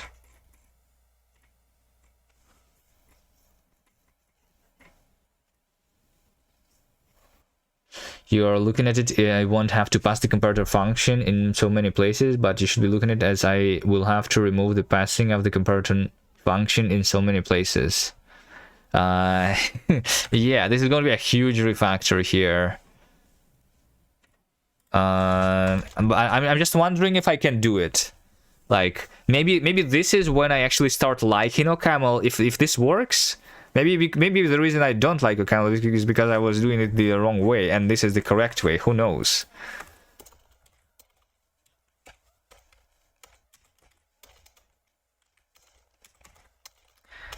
Scope. Although, I mean, this leads to basically recursive modules.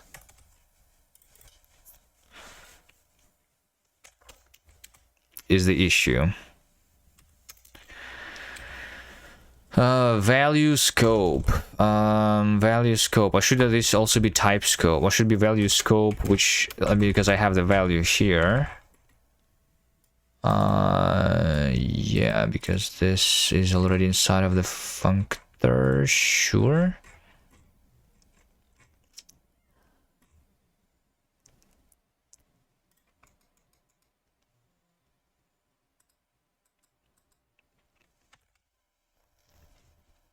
Wait, but isn't the never mind.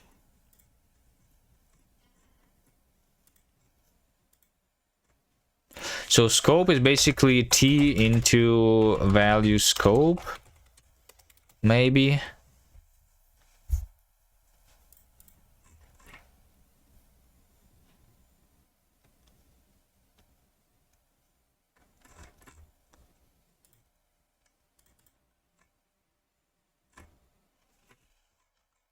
So where's my error right now? This underscore, right? So this means that I need to construct the empty scope, right? Scope, okay, value, empty, scope. I guess we call it the root scope, right? Value root scope.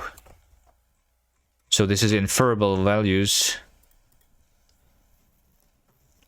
I feel like I want to have like the can I have the associated can I have a module in this in the signature? So this is the inferable value which has the module scope, which is scope, you know? Can I do that? This is just not found, right? So I can say module type scope is signature, which has type T, common, TTT, and right, so this over here is not going to do that. It's going to be like, say, scope is T into scope T, right? And this is can have like the root. The root is just T. Is that better?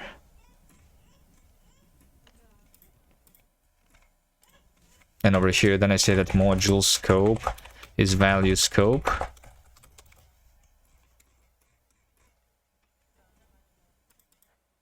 Inferred. Well, if I do this, why don't I just say that, like, over here, why don't I just say module value is value? Like, why don't I do this instead? Isn't that simpler? So that S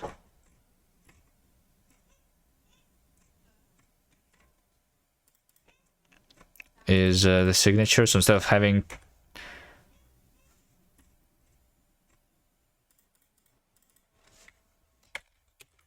we can just say module value, which is inferable.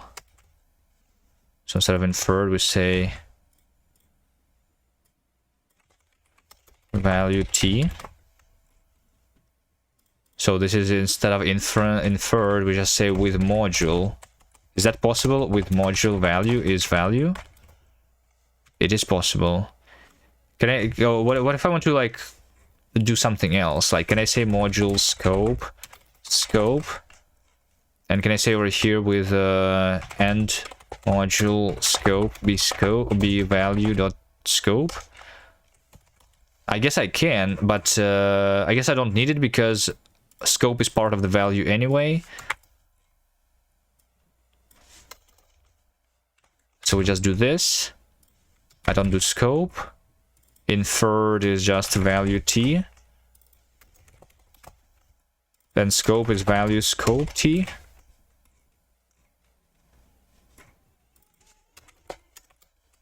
Well, I mean, I can also just say that scope type scope is value scope T. Okay. Yeah. I mean, and I can have this alias and stuff rewriting that. But maybe that is what I want.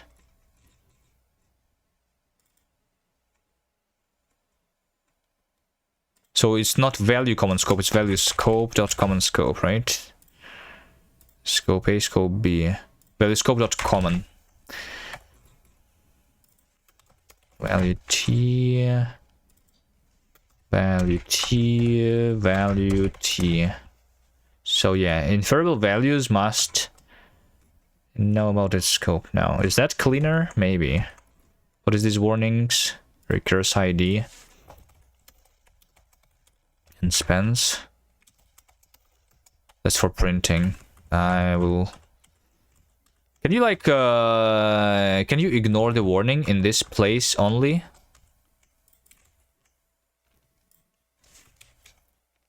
Type annotate, create cast. I want to like ignore this warning here, maybe. With a comment somehow. Because I sometimes want to uncomment this for printing. Whatever. Keep the warning. So now label data. Label data has a scope. So scope should be like the no scope, basically. Let's create the scope, which is no scope. Which can probably exist in the inference space. Right? We can say module no scope is scope, which is basically the is unit and a root is just that, and common is that struct.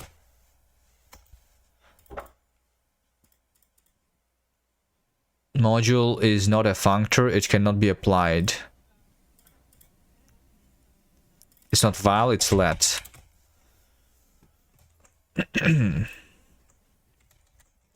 Okay, so now you're saying that label data. So scope is something that I don't need to specify here anymore. Instead, we're saying that module scope is inference no scope, right? What are your main problems with a camel? My main problem is that my language is highly recursive, and making recursive programs is very difficult. Like a lot of recursive types, a lot of like recursive logic, because we have interpreter, which is a compiler is the interpreter, and like everything like can like call itself, right? So the simplest way to do that is to write everything in one file, and if you want to split your code into multiple files, that's becomes a pain. Let me do a quick bathroom break.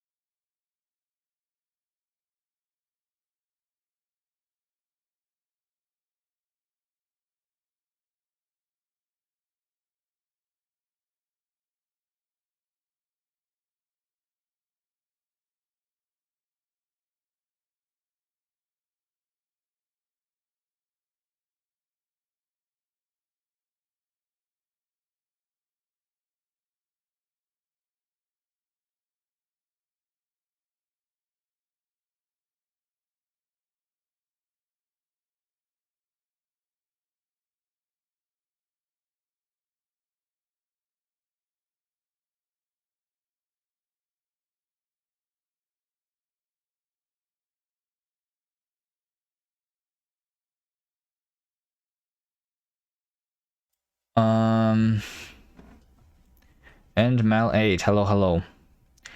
That seems problematic for someone who's working on a language that's itself not Rust. What? Hold on. It's not Rust is a problem.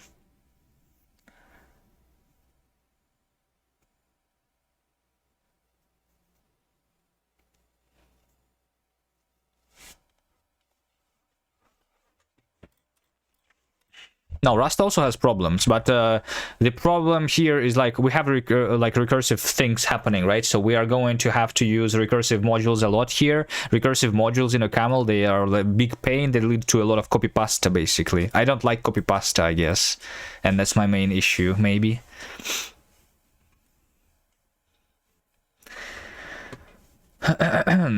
Or are you saying that you are working on a language also that's not Rust? Valley, are you making your language in a camel too and you are not having the same problems that I do? Maybe because your language is not that recursive.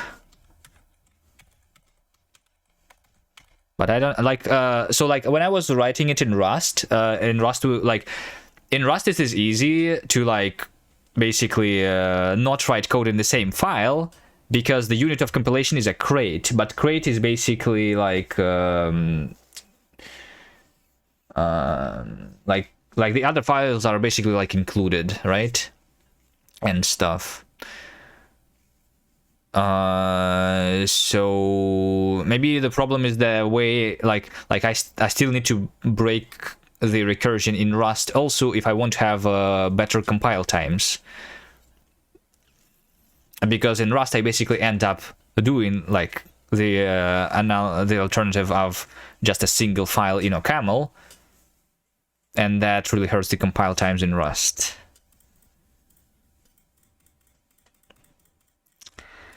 So maybe the problem is that I don't know how to properly structure my code. But yeah, I don't know. So one way of breaking the recursion is to make the dependency, which is recursive, to be the argument to your functor, I guess, right?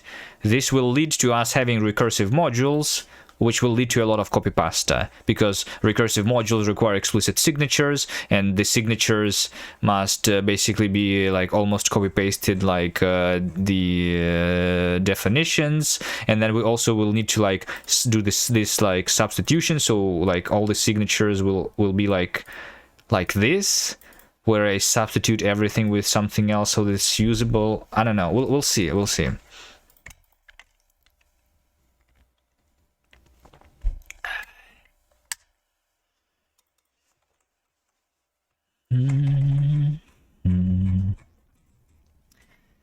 A variable is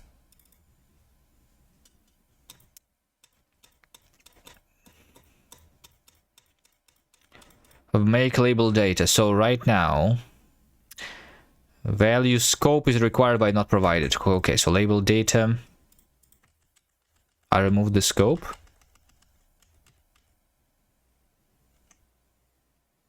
Yeah, I need to like do that. Module scope is inference no scope, and the scope of this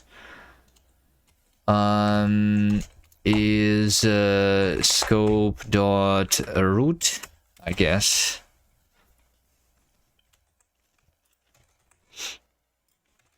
Okay, what is that now? Untyped constructor value scope.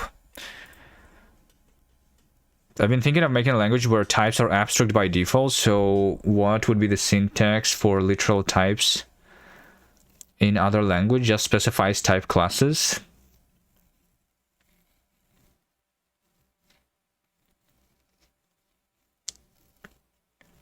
Most typed languages these days consider it an advantage that they make it easy to untouch unnecessary information on types, but I must disagree.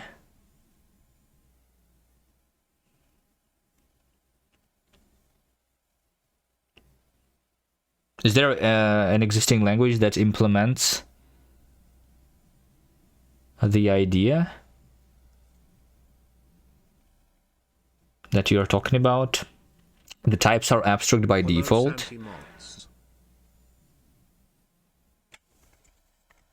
How can the types be abstract by default? How do you work with the type that is abstract? You can only work with the abstract type if you already have the functions that work with this abstract type, right? For example, in OCaml, you can have the abstract type, but you like it means that you also have some values which work with the abstract types. When you implement the value, you work with concrete types already, right? So like at some, they only become abstract at some point once you have the implementation that work with those, right?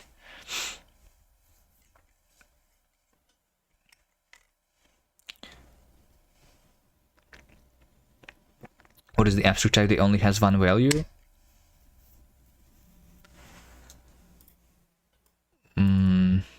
What? You can have literal types, but it's not the path of least resistance. I don't understand your idea, I guess. Sentimod, hello, hello.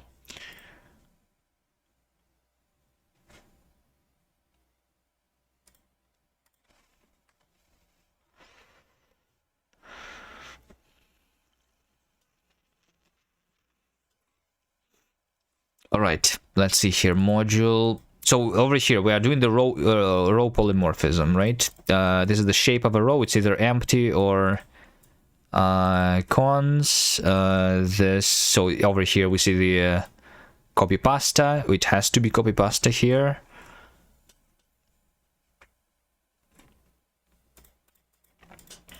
Scope is. Scope is value scope. Yeah, we do instead module scope is value scope. Empty, so this is going to be scope root, and this is going to be scope root, and this is going to be scope common of the scope of the value and the scope of the rest. Can the sig just have type T? Yes, yeah, that's what I'm talking about. Signatures can have type T, but in this case, I want to expose this. Right? So that I can like match on my rows. If I can, like, if I don't expose the structure of the type, then how do I perform pattern matching? Because pattern matching is not implemented here directly, I guess. I mean, maybe we could have like a separate function which is called pattern matching here, and then implement it directly here when I'm trying to pattern match the rows.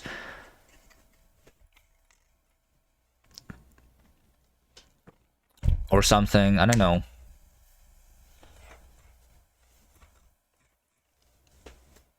But then it means that like all of the logic, so like it depends on how you structure your logic, right? So for example, right now,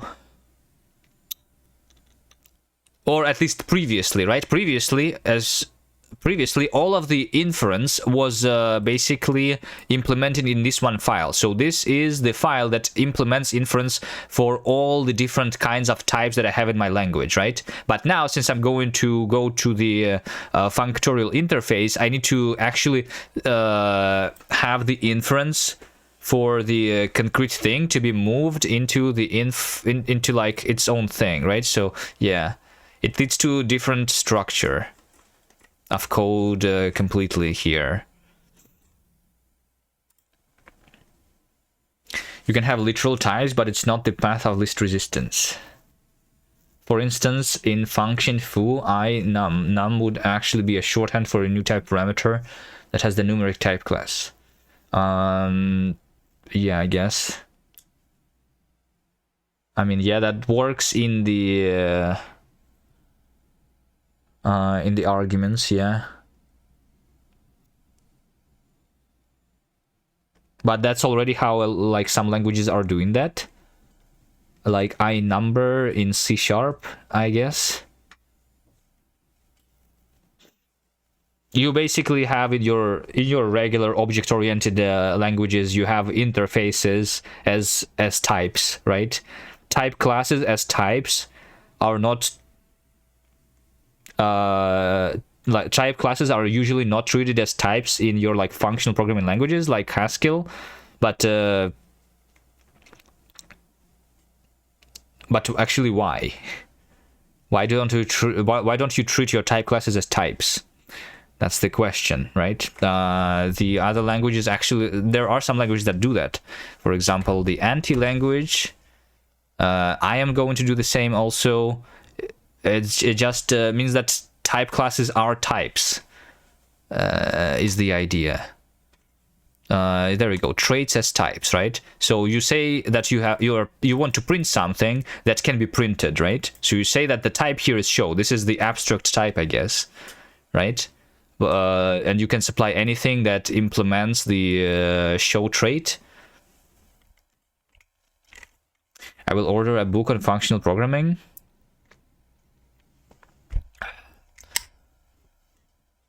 Yeah, type classes as types is a good idea. I am going for that idea. This language, Anti, is going for that idea. There's like, I don't know. I feel like there's a lot of other languages that go for that, including...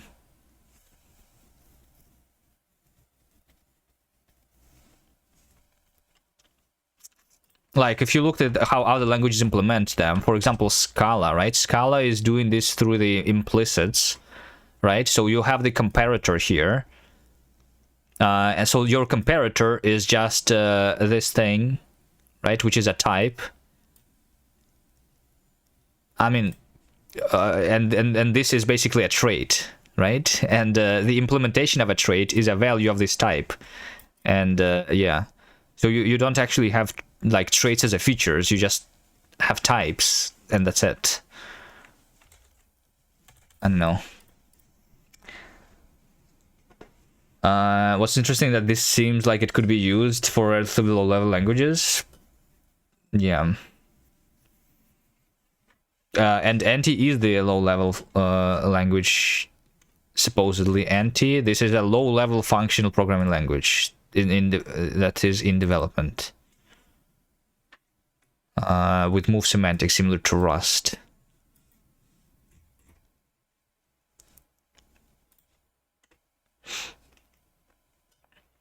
You are not doing that. You're going to encode constraints into type system like Haskell.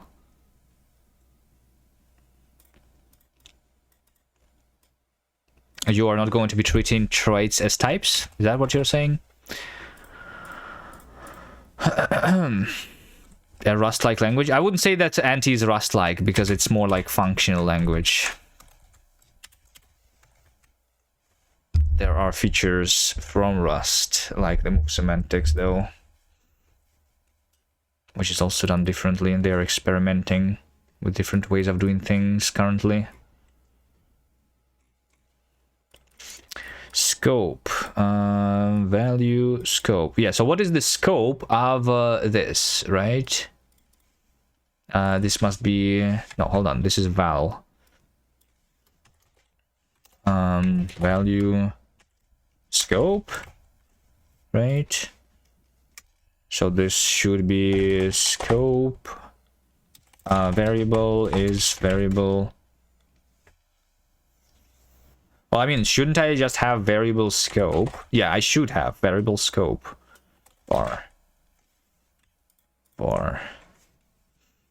You will make traits the same way you make types, but you need to specify them in the type signature before being able to unpack the instance. Type scope is required but not provided. Over here? Yeah, type scope is not required. Yeah, okay. But this needs a module scope, right? Module scope is inference scope.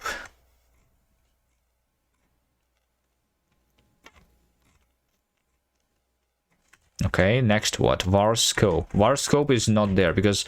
So var scope means that... I feel like the result of me making a variable, because variable itself is the inferable thing, plus some other things, right? Because the inference variable is something that has a scope, We can compare them. We can unite them. I guess I don't have the error though. I don't know. This signature is similar, but not exactly the same. Sure, let's say scope is t into value scope t. So what is the scope of a variable? Scope of a variable is, and to first find the root. Scope of a variable is find root variable dot scope.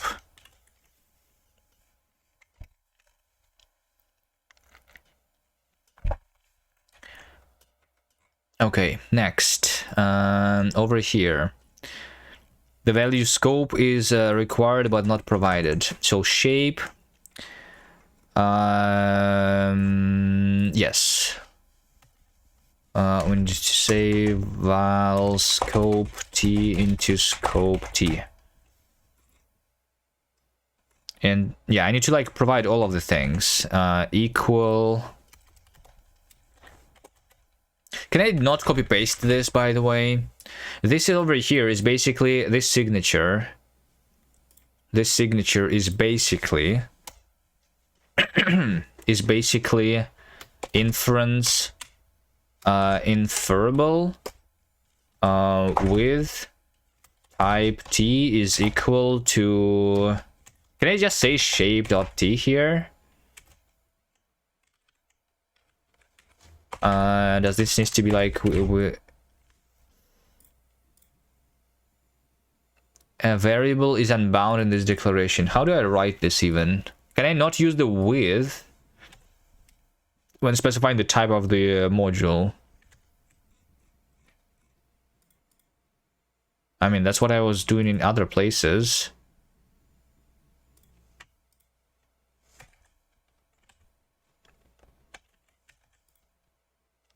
If I just do this,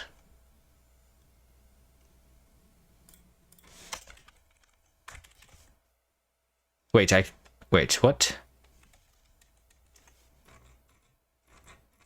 I think, wait, hold on. Is OCaml having infinite recursion in its language server right now? What's happening?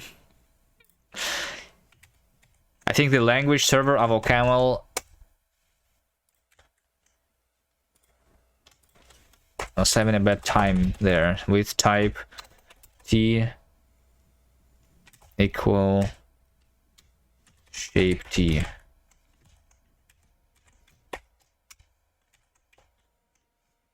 Yes, yes. So this code makes the OCaml LSP struggle. I cannot. Okay, let's see what the actual error. Wait, hold on, done 8%. Oh, wait, hold on, the OCaml compiler is in the infinite recursion now. I see. Beautiful, beautiful. I cannot even compile my code anymore. I just stuck.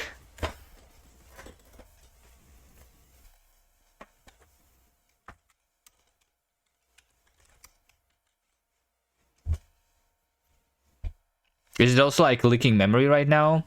The OCaml C opt. I feel like it's also leaking memory right now, so it's in the infinite recursion. Wait, is it not? No, it just ended. Does it mean that it compiled?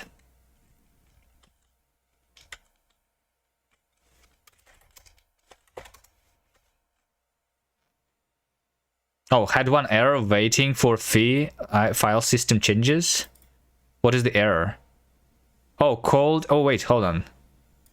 Oh, this is actually the error about the infinite recursion, right? Yeah, okay. Out type, normalized time path. Okay. So we crashed the OCaml compiler officially, right? Nice.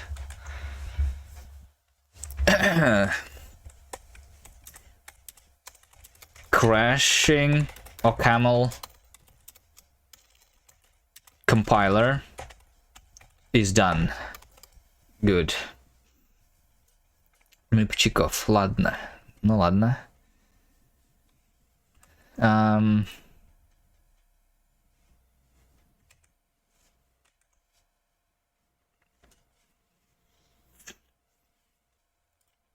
Okay. What do I do about it though? So like, if I do this...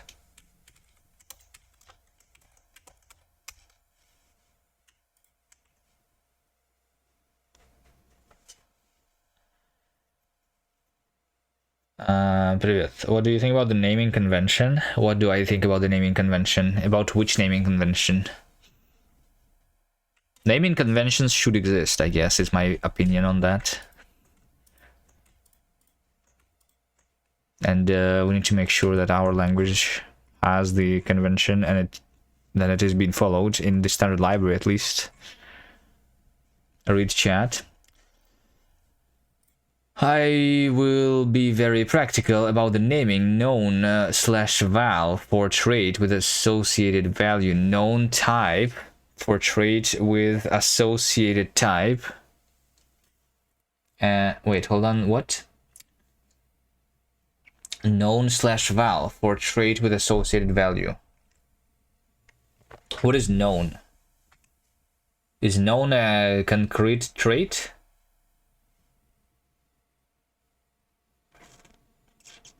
Or is that a keyword? For trait with associated type and a sugar known for trait with associated value of type unit. So you can group multiple things into a single trait. Keyword. I don't understand what this means.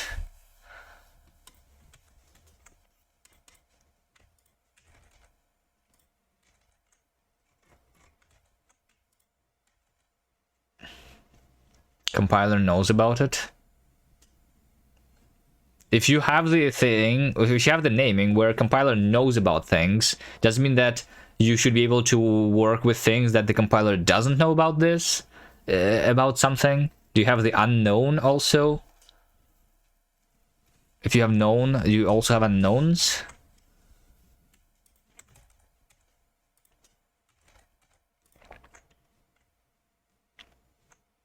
No. So why do you have the keyword known if everything is known?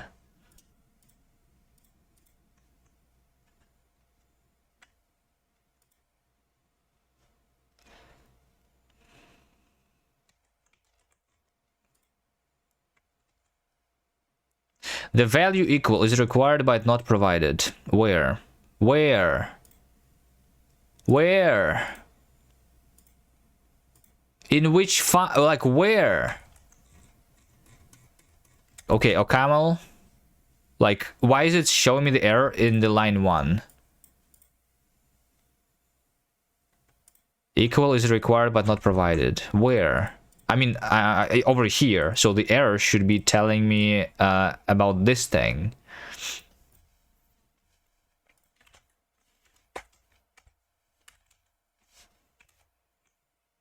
But it's pointing me at line 1, which is absolutely wrong.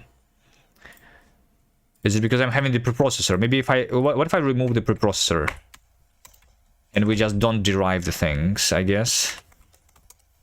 It still is pointing me to the line 1. That's not the preprocessor's fault.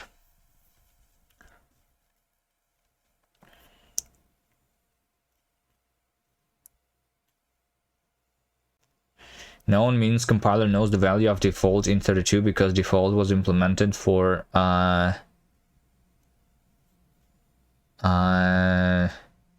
in 32.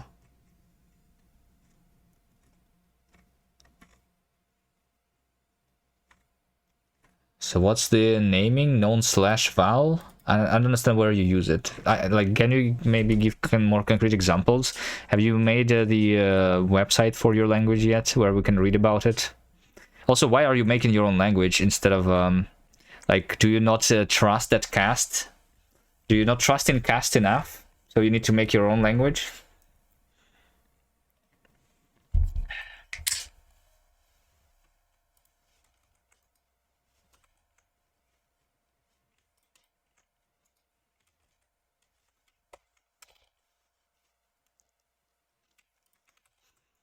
All right, the error messages of OCaml are absolutely horrible, but I understand what they mean. They mean that over here I'm not specifying the value.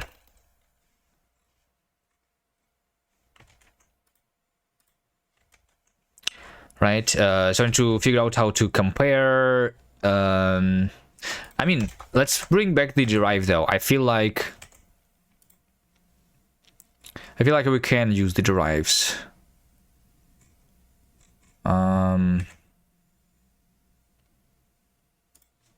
We can use the derives. And over here, oh my god, I will actually implement the derive over here. Deriving equal and ord, right? Which means that t must have the equal and ord too, right? Yep, deriving equal and ord. But this must be present in the signature. So, but so t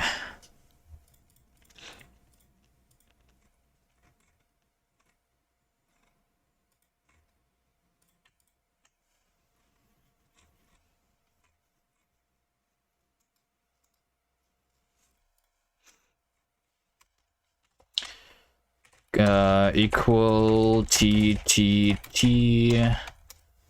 bool compare t int. Oh, nice. Now we have even worse error. We have the error in file none.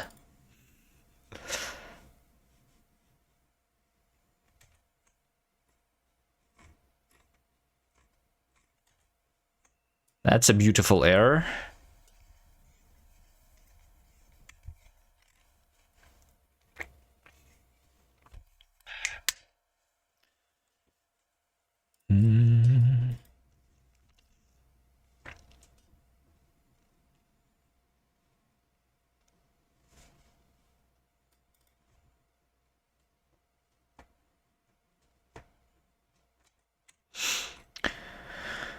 Do I need to not derive and write my own thing here, maybe?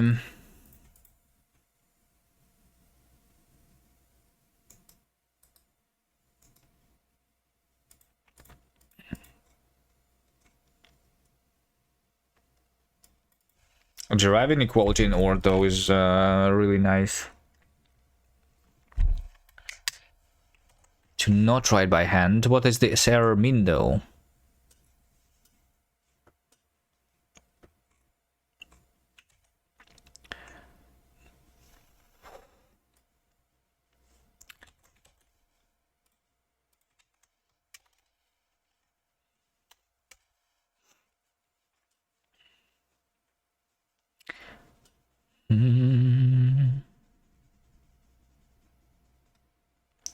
You have two different int types and two different bool types in scope. What? Is that what it means?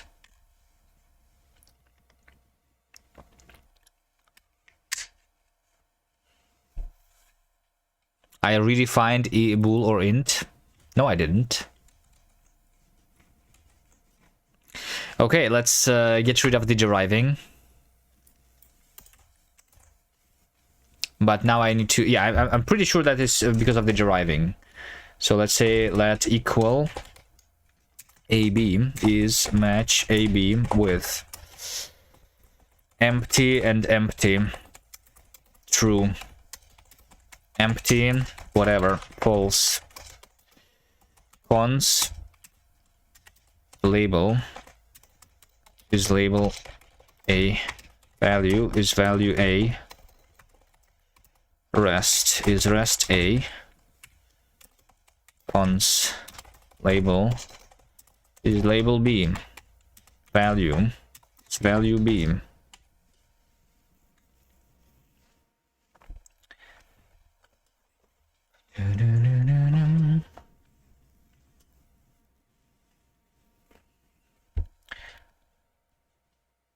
EL2 is a DSL for music production plugins.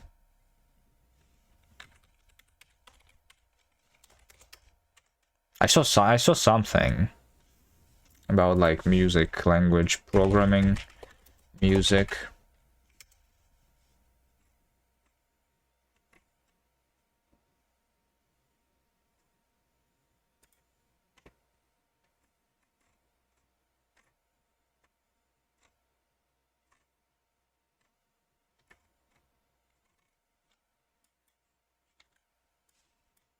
Is this not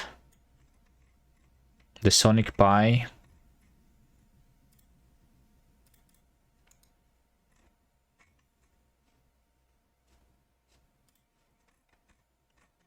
I don't remember. There was something that I saw where people were writing code and it was playing music. Can you post? Yeah, you can post links. Let's see. Equal means label equal label A label B, and value equal value A value B, and T equal rest A rest B.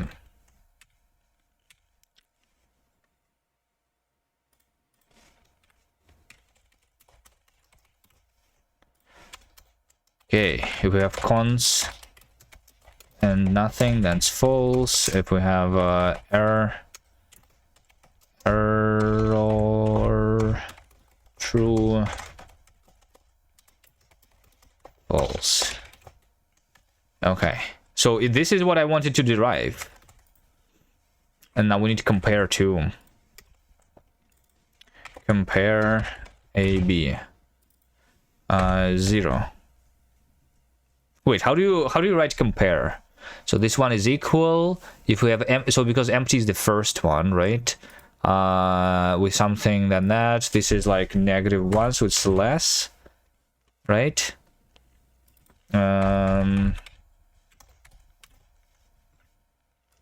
That should work. Wait, but if I have cons and empty, that should be +1.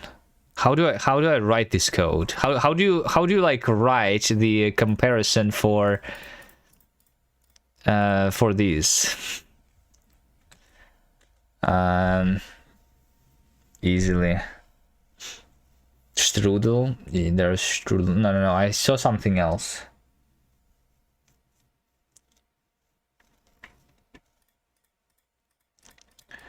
Yeah, that's strudel also, I guess.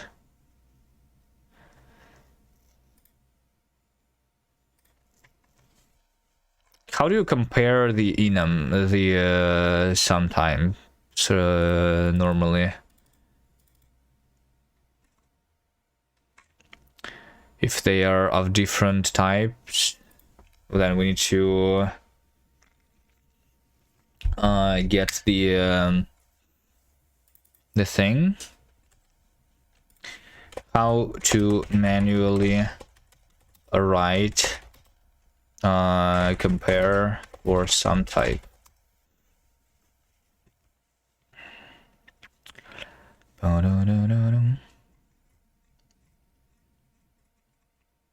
That's not how you write it. Nah, there's no way. You literally do every...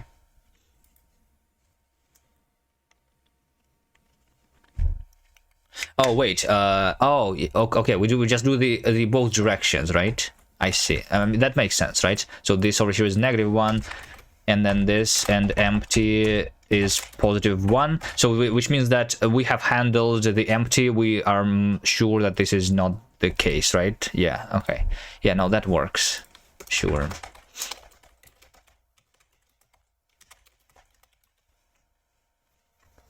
Sure.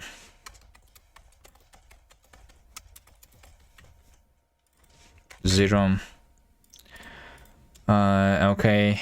And over here we need to like compare these things. How do we combine the comparisons? Is there like combine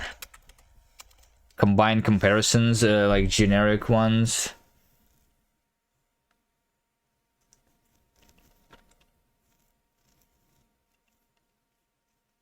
The best part of EL2, all the variables of F64, but you use them to index memory. Any expression is valid. A is assumed to be the base of an array. It is equivalent to BA because memory is word indexed. Yeah. So they only have the single type, which is at floating point.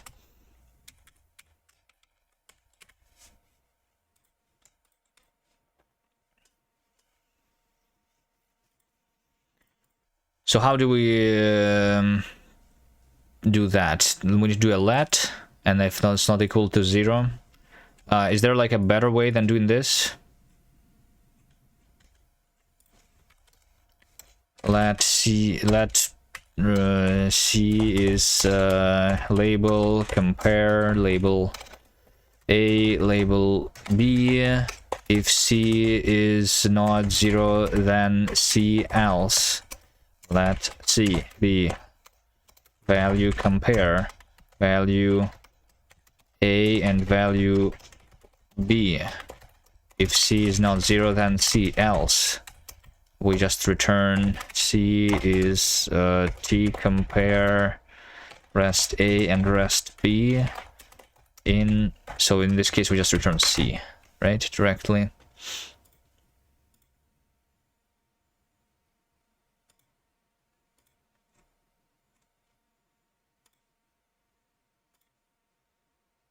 Oh, wait, I see why. So, like, that's why I had this issue, because label compare was returning a boolean for some reason. And where's my go-to definition? Dear OCaml language server, can you please? Yeah, because compare is not equal, of course. Compare must be compare. Okay, and then I guess now we can actually use the drivers. Deriving. I don't want to write that code by hand. Ord.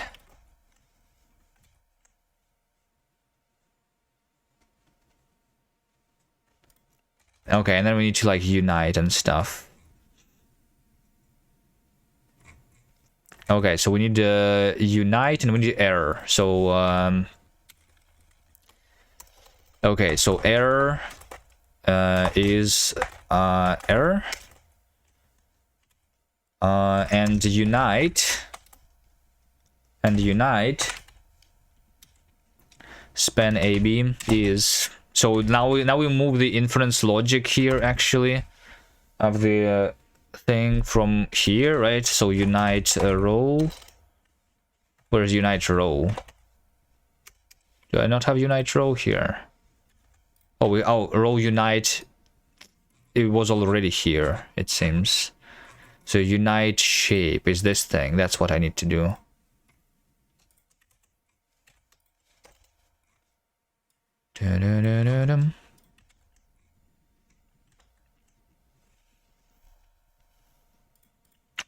Unite span AB is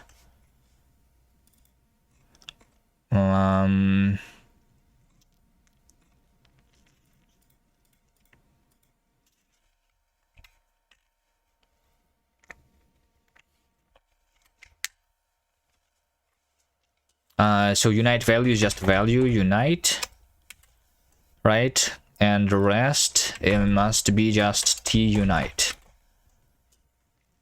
Rest T new not in third.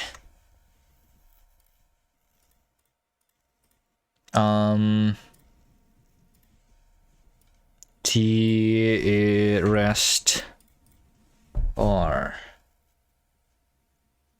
how spike. Hello spike.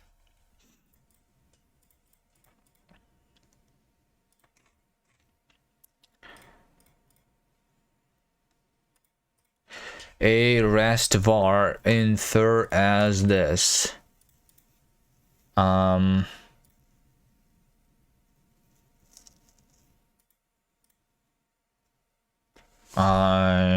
So this should be Yeah, we have like the var here. Yeah. So we just do just var dot infer as span. We don't do this anymore.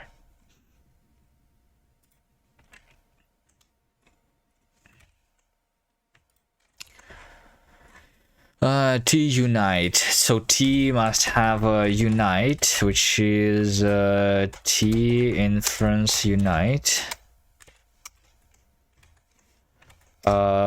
New not inferred should be span into T. And var infer as is not there, but it is here. I'm just not exposing it, right? I'm just not exposing it from this signature, which is over here. Infer as is span value T unit.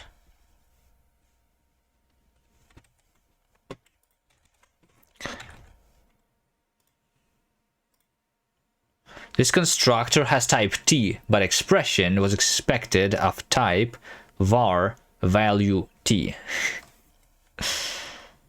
Okay, but var value.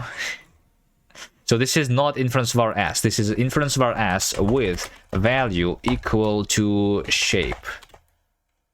With a module value equals shape.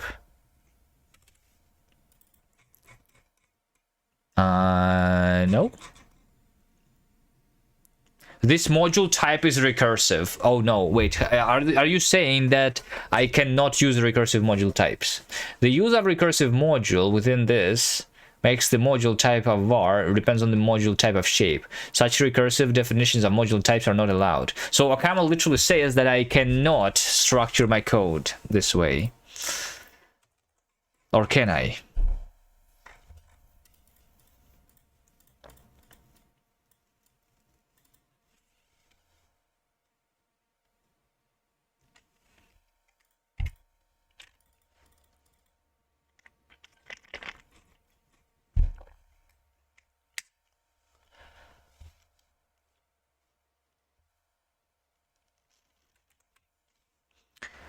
This use of recursive module shape within the definition of the module var makes the module type of var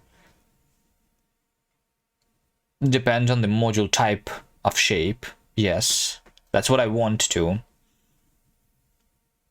So is there like literally no way? How can I structure this code? Like if I don't say with, then the problem is that this doesn't type check. Because it is not proven that T is equal to var value T. So in order to prove it, I need to like say that this is not just some abstract type T here.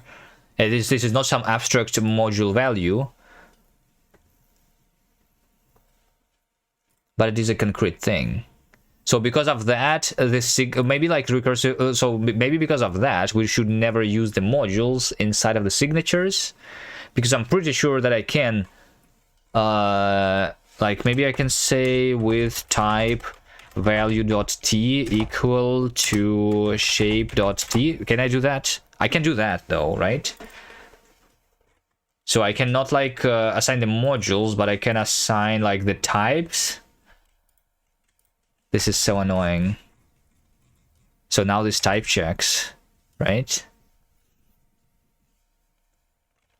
Okay, but now we have like value equal required but not provided, and the error message is pointing at line 1, which makes absolutely zero sense. Oh no, yeah, no, it actually says over here. Yeah, so like this is not provided over here. Okay, so how do we do scope equal AB is var equal a var b var, compare AB is var compare a var b var, unite span AB is var unite span a var b var new not inferred span is var new. So I need to create new not inferred. New not inferred is used for unification, yeah. New not inferred span.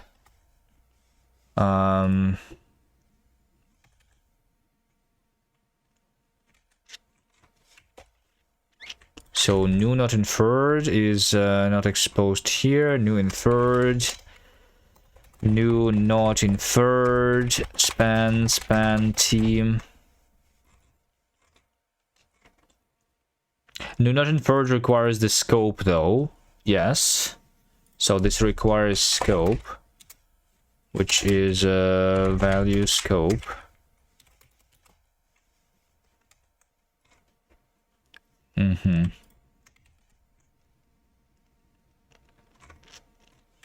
So new not inferred requires the scope. Interesting.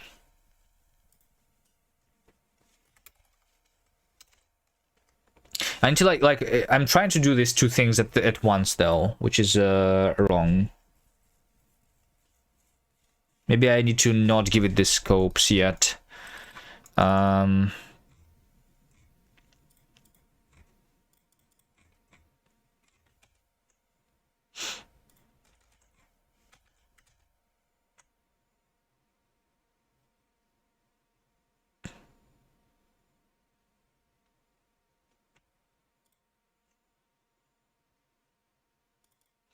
Values did not match. Unite.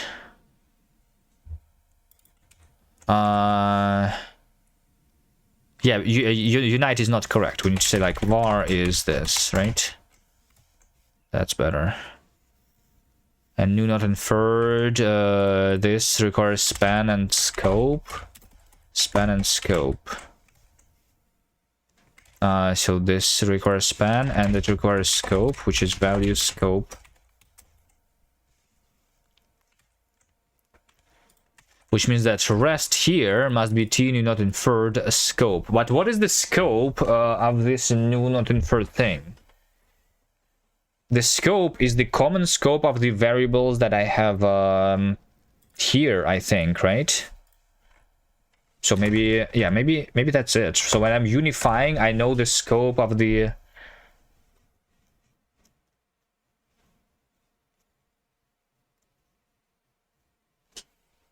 of that, right? So yeah, I say scope is value scope common of scope of A and scope of B.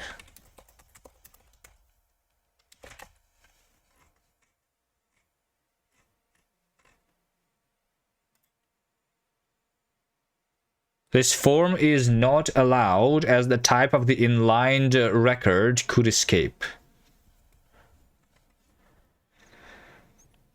Because that's inside of a match. That's right. I guess we can...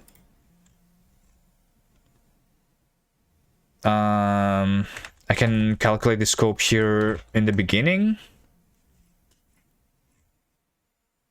I guess.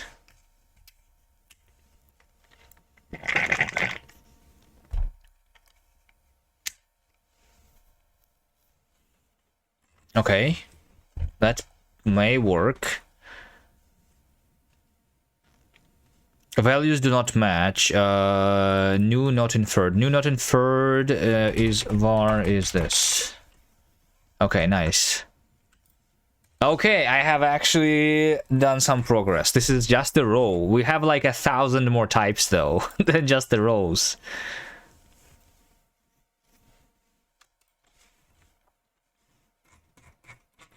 So I don't have that. There's also printing, right? I've only done the inference. The printing, I guess, also goes in all of these things. New not inferred, inferred. I mean, yeah, I need to like create the inferred, I guess, too. New inferred span. Shape is var new inferred span shape, right? New inferred is going to be span shape t, right? Like this. We remove that. Printing, unification, await inferred to list is another thing that we can do. Of list. Okay.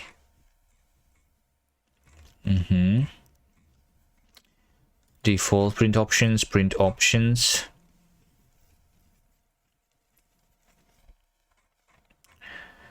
Fine. So we have the type T, I guess. Over here in the signature, we will have type print options.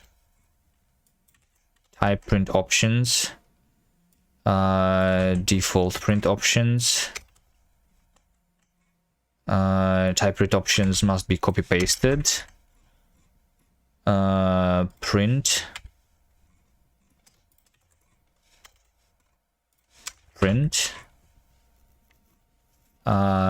Row is T. In var. Let's say row here, right? Let's just do row var. Var inferred opt. Unbound constructor R error. What is the type here? The type is A option.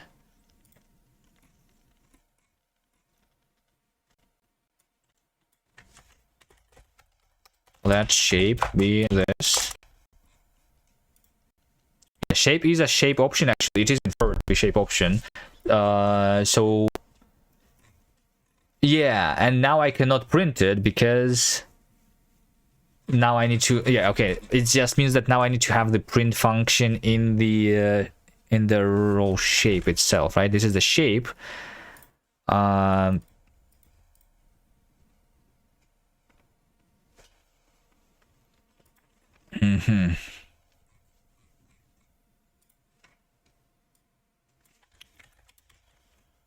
Print.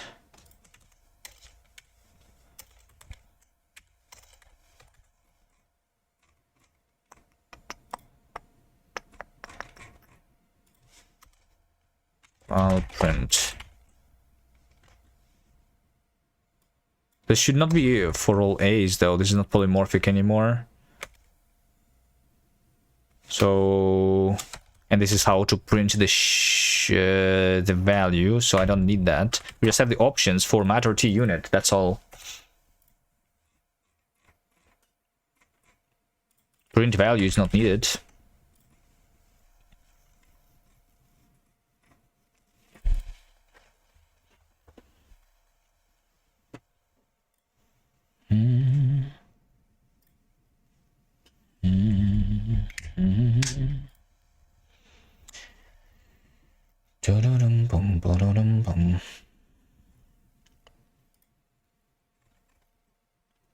But I need like so over here I don't have access to this RR because shape T is something that I don't know like the definition of. I like, yeah, I don't have the definition of it here. Because this is inferable, but that's not the signature. The signature should be this with type T equal to this. Can I even do that?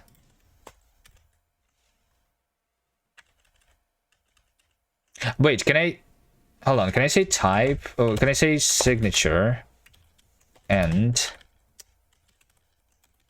we can include in the signature this thing though, right? And if they say type T is that.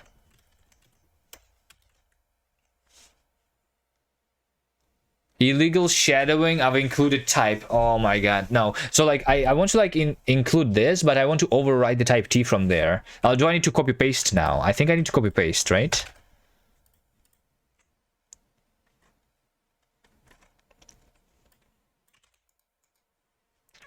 Is there any other way other than copy pasting in OCaml?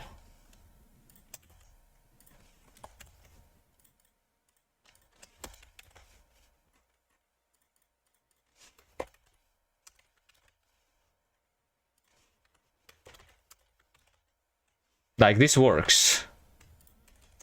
But this is annoying. And values must also be printable. So inferable values must also be printable, right? What is this? Iterator, known type, iterator item self, star, kind of associated type. Known value, iterator next. Known iterator self.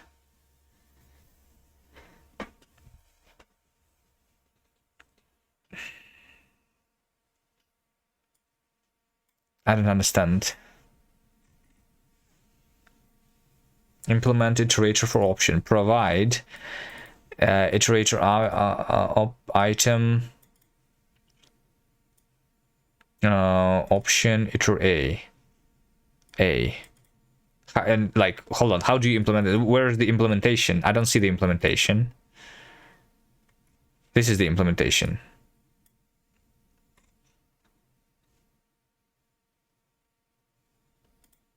And in this case, it's A.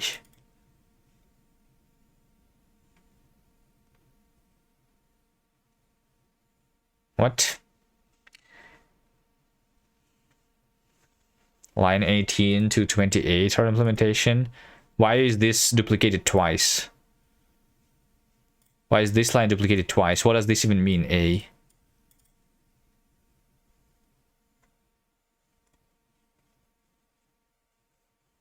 Wait, this is duplicated 3 times.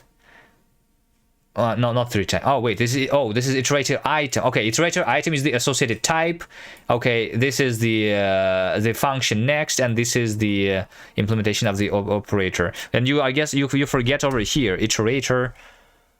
That, like, doesn't it need something? Oh, this doesn't have any associated things, right? I see. Okay. I figured it out. A little weird, but okay. Maybe you can get used to it. Yeah.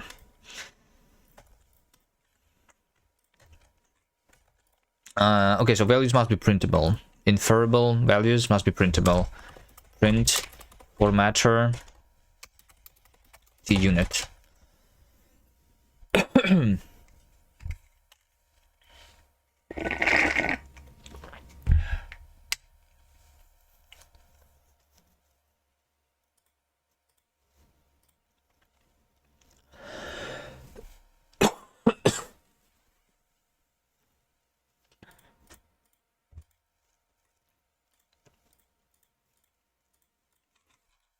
And then we have printing here too, right? So for the variable, we have print formatter t unit. But let's print. Now this has the function of how to print the value. Maybe we don't do that. Hold on. Maybe we don't do this here. So print is going to be value t, so that we can actually configure it, because maybe we can print them differently. So it's not value print.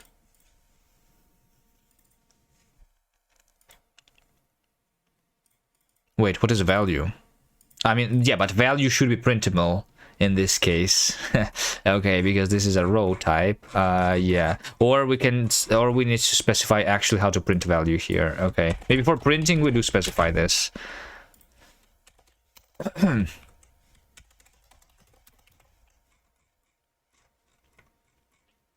So the signature here is going to be value formatter t.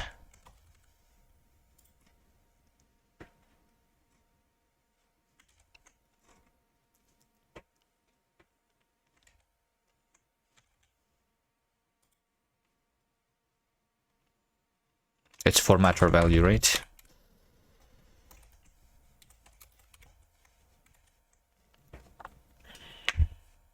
Not T unit.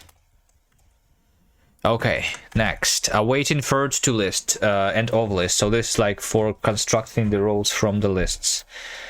Let's do that. Over here.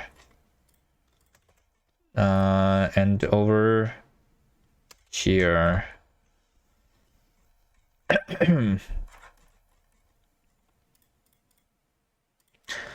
Await inferred to list is so this is a row. Now we say var await inferred row var. So we need to have the await inferred exposed to.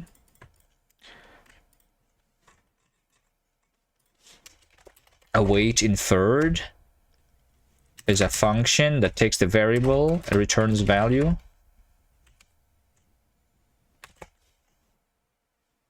Right? Yeah. Arrow shape is no longer needed here. Inferred. This is new inferred. New inferred of list. Unused value. Unused value. Yes, this must be exposed. From the signature here, we have value default print options, which is print options. And we have of list, which is value t list into t.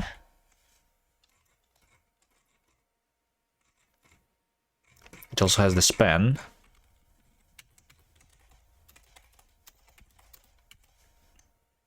No? What's the type here? Oh, it's a label and t list. Okay. Label. And value list. That constructs the role. And then we have value await inferred to list.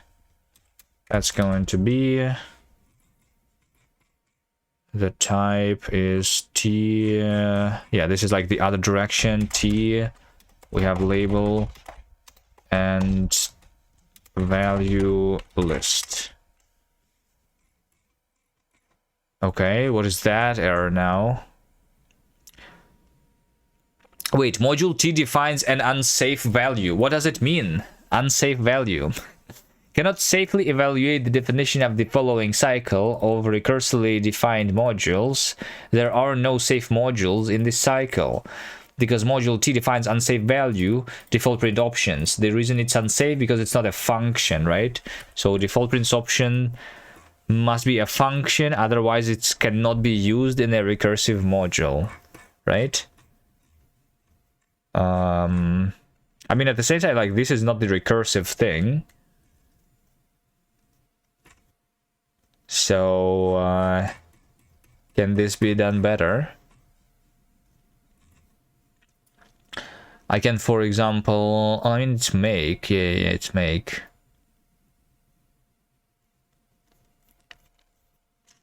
Like, I can add these things later, you know? Because, like, first we define the recursive things, and then we declare the non-recursive things. So I'm going to overwrite module T, and I don't need the module T, you know? I'm just going to include T here, right? But then these other things can be done separately. Like printing and print options, this does not need to be recursive, right? At least not for right now, because I don't... Oh wait, but I also need to have the print here, by the way. I'm pretty sure. But this print is like never used.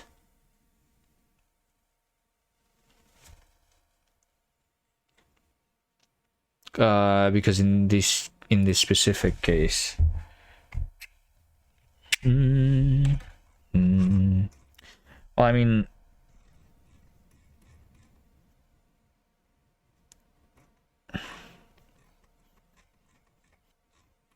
hold on.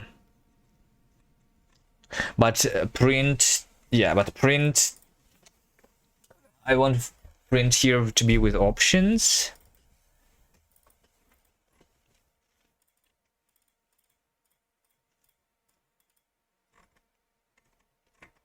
Not over here, the print should be without options.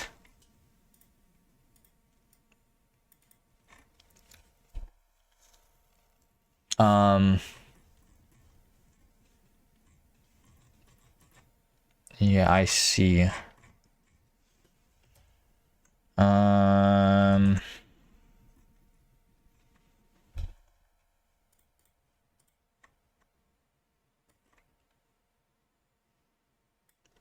I can get rid of this.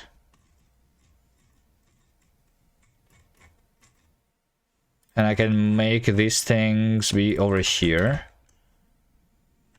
including the print options, outside of the recursive stuff, because that is not recursive. But now we just say that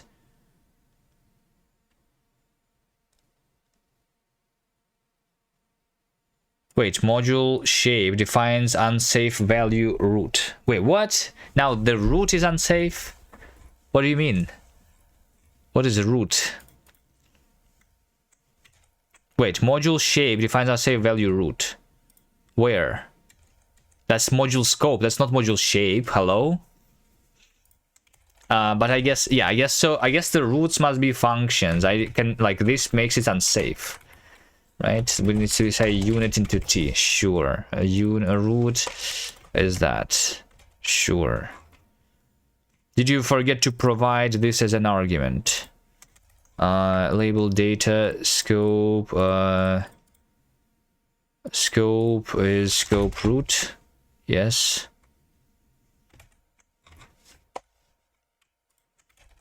Now we are here.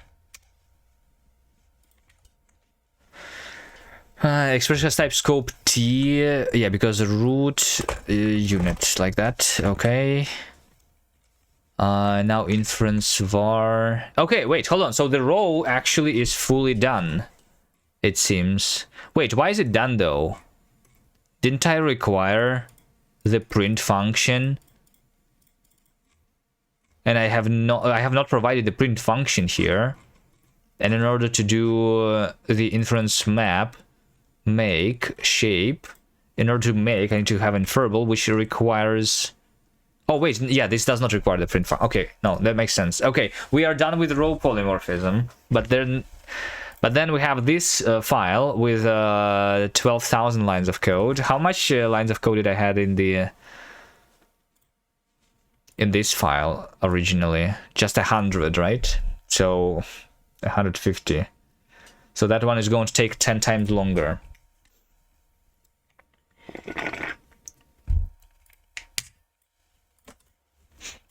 Okay, but row, it seems like over here, this row stuff is completely on its own. Inference var. So yeah, so now, what is a value? What is a value? A value is this thing, the value variable. And value variable.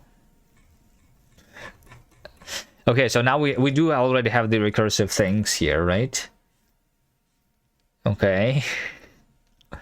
Oh my god, this is going to... Like, I needed to do this from the beginning. Otherwise, doing this is going to take so much time.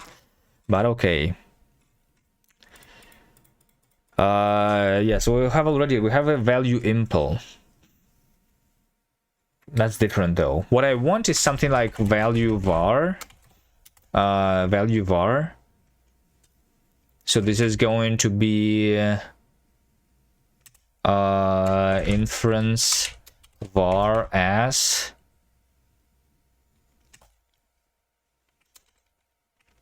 and this is equal to inference var make with value shape, right? And value shape, and then we have like a value or whatever.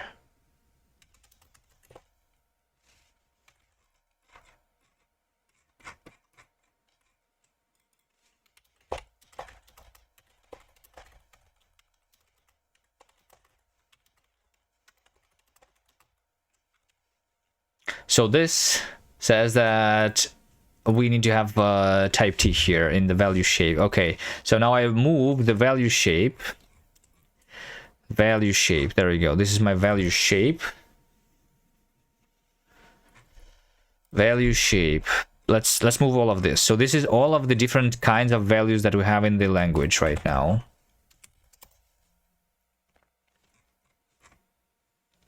I feel like I need this to be... let's copy this file to a separate file. So from over here, I'm just going to remove everything. Let's remove the type simple altogether, you know?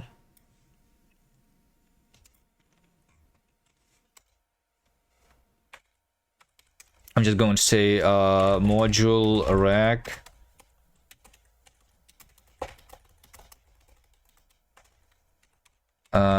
is something like that. Wait, you cannot call your module starting with underscore. Okay. And this I want to be like out of... I want this to not be used, you know? Folder temp this, because that's not going to be... No, this is still like done by Dune. Whatever. Unbound module type simple. Types.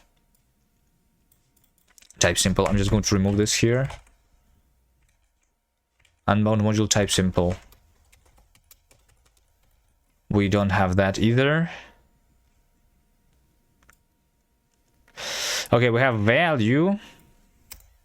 Value map. I'm just going to remove everything here for now, right? So let's try to declare the value. What is the value in my language, right? And we are going to declare all of the other things here at the same time, because values can contain types, types can contain values, and all of that stuff. All of this is going to be recursive. So now I just need to say what is the type T in the value shape.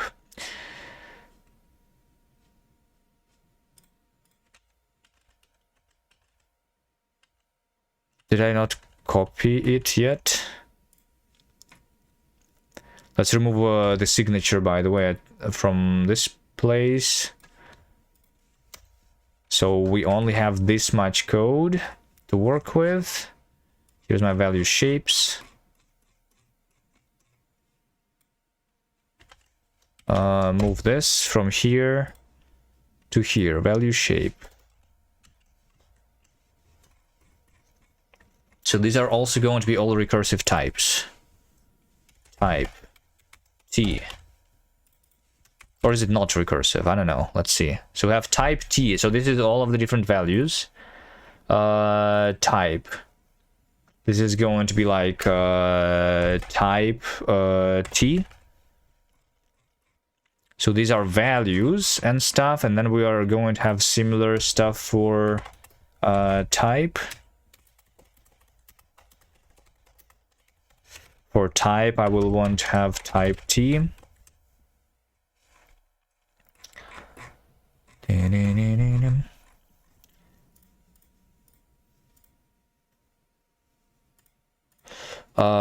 Compiler scope, blocked value.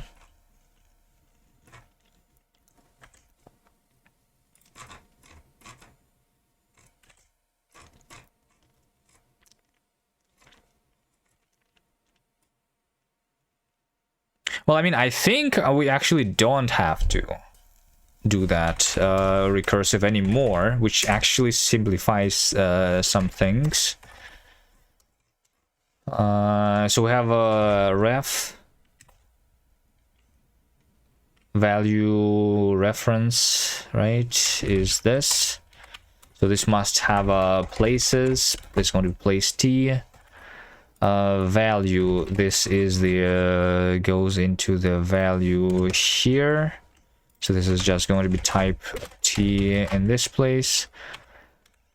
This is going to be var is value var. Type is type T. Value var dot T.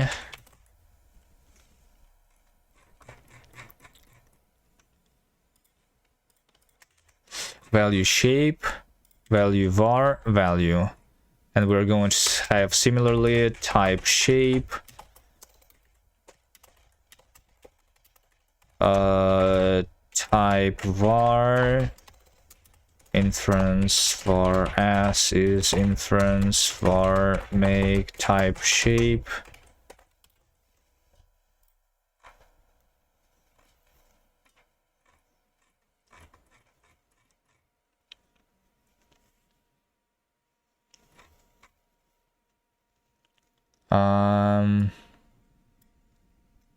Wait, so like this now, value ref.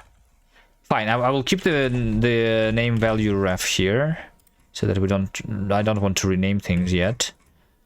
So this is what we can contain, which must be defined before all of this now, if we want to be not recursive, I guess. Instead of and, maybe this can be not recursive now. Over here, we have recursive functors instead. We just say type. So this over here, type opaque, for example, this is going to be type shape opaque.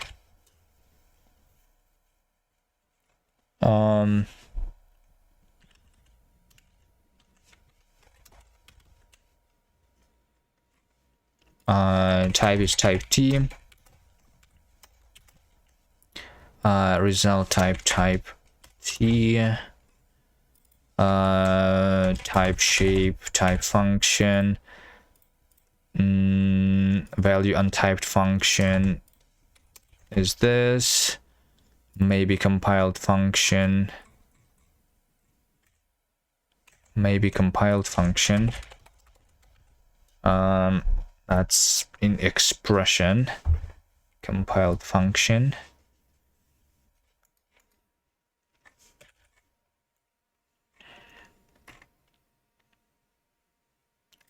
Unbound module tuple.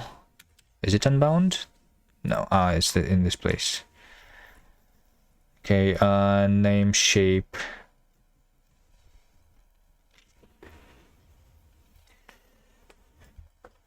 I have to like define everything at the same time.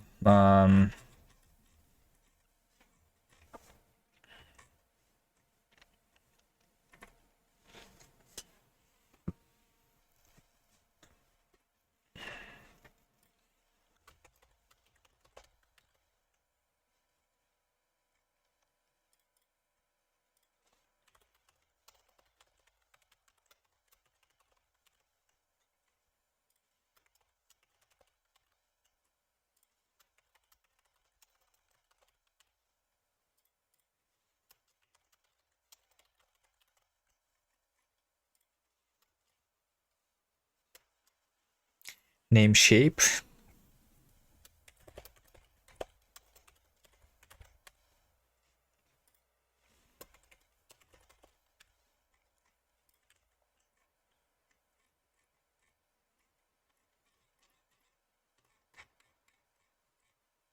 By the way, I feel like I should do this. This is just the definition of the types. Let's make this first in the signature. We're going to end up copy-pasting this anyway. But let's start with the signatures, right? Unbound module place. So we have, yeah, these was values, types. Let's have places.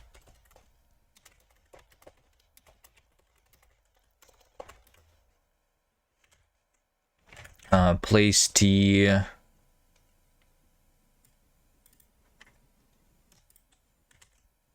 Is this thing. Place. Let's just say place t, place state. Let's see, type mute, type state, occupied a value,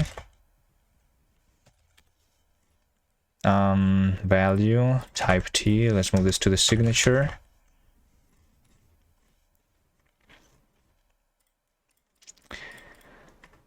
Type t.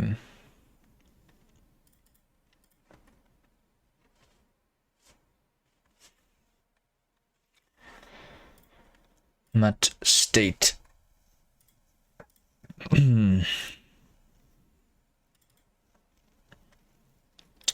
Place state is state. Mat type is type t. Okay. Type shape. Let's move the type shapes. This has been moved. Type. Let's move all of that.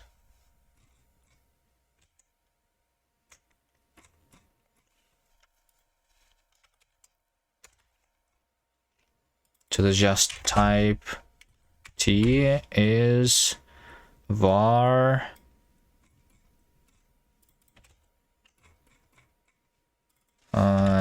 this type. Let's see. I can make this not recursive, right? No.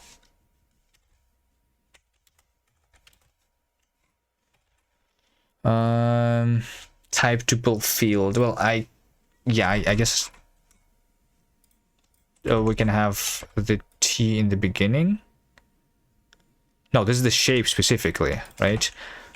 Hold on. This is this over here is type, and this is type shape. Those are different modules. So type is just type t.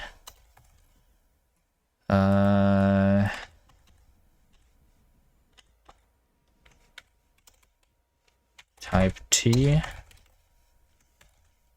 Pattern. Optional name row. Row. Yes, this is a row of variant data. Okay.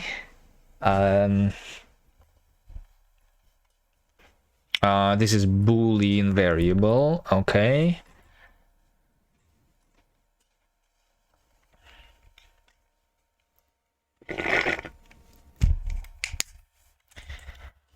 Maybe compile function. I mean, let's just construct all the different things, I guess. So have expression. All of this is expression. All of these is expression shape. Right, and expression.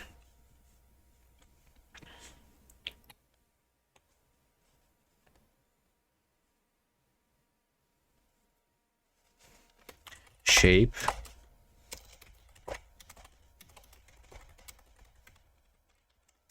Let's do this here.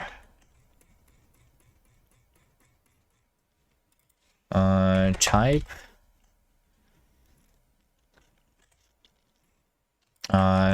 Expression itself, that's expression shape, right? Now we have expression.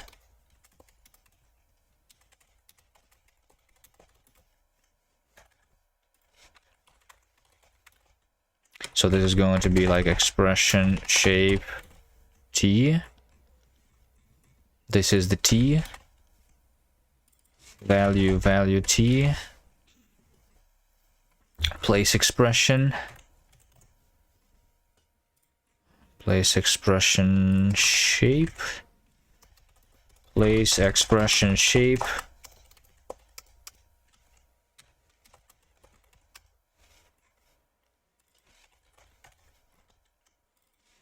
Expression t.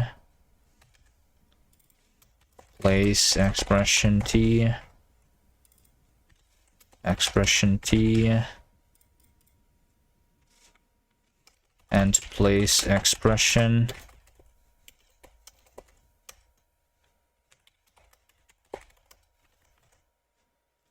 Place expression is that. Type T. This is place expression shape T.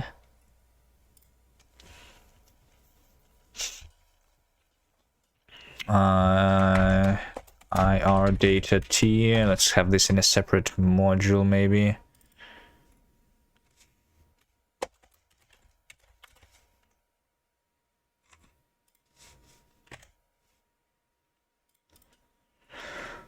Assignee expressions and assignee expression shape sig struct and assignee expression sig struct. This is type T, assignee expression shape T, IR data T, type place expression. This is place expression T. It's going to be pattern T. This is yep, tuple of.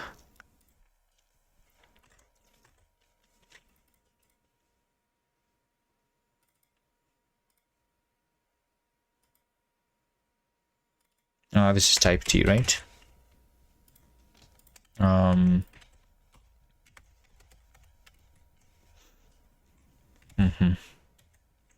Maybe compiled function. This is now existing, right? Maybe compiled function. This was part of the expression. Maybe I can have like I can move this. Compiled function, maybe compiled function.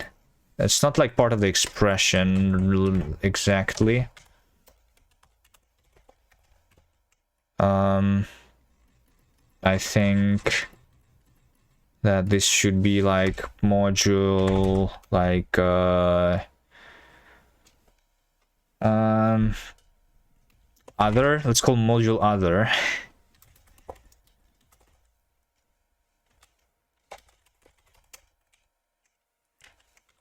This is where we have some unsorted stuff, maybe.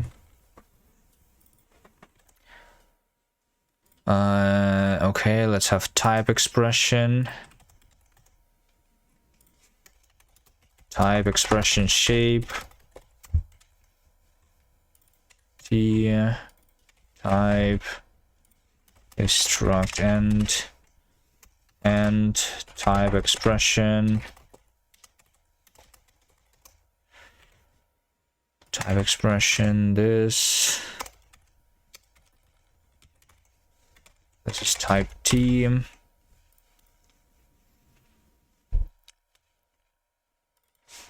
Type expression shape T option.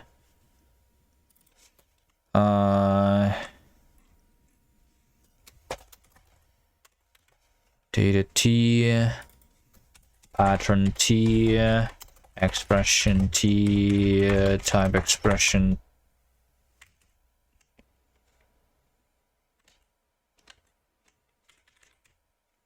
Evaluated result.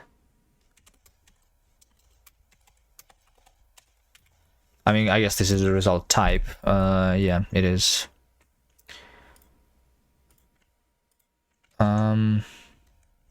Okay, so maybe compiled function is actually like other. Maybe compiled function. Okay, this is value T.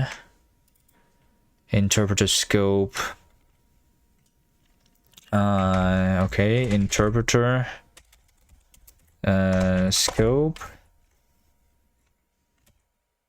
Unbound module interpreter. Let's move all the other things first. Patterns. And pattern shape.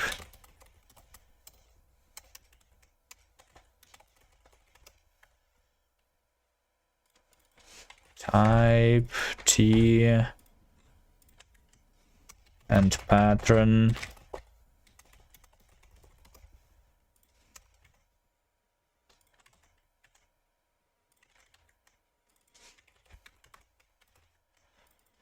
Shape, pattern, shape T, data, data T.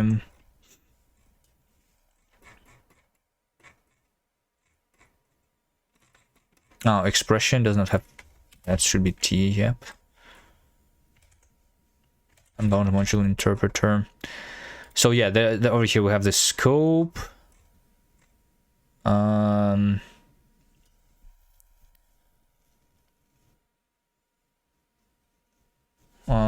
Well, I mean, I guess we just move this to interpreter scope and compiler scope. That's what I want. Types.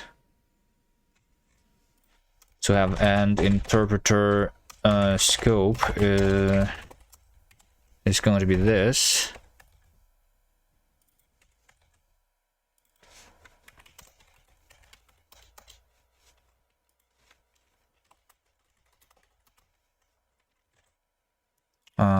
Compiler scope.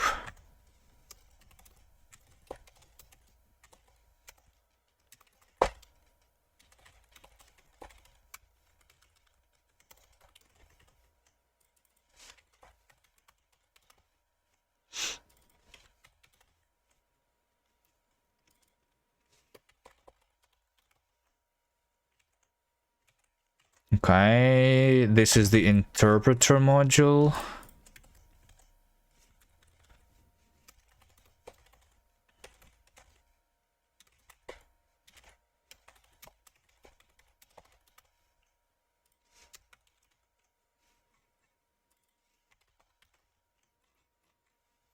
Interpreter state is just state. Scope is interpreter. Scope T. Values value T and all of that stuff. Type. Value. Interpreter scope. This is interpreter scope T. Unbound value name shape. So this is like names. Okay, let's do one at a time. I think binding can be its own module too.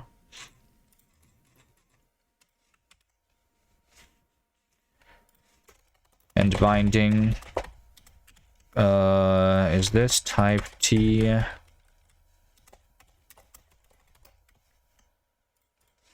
Type T. That's binding the data.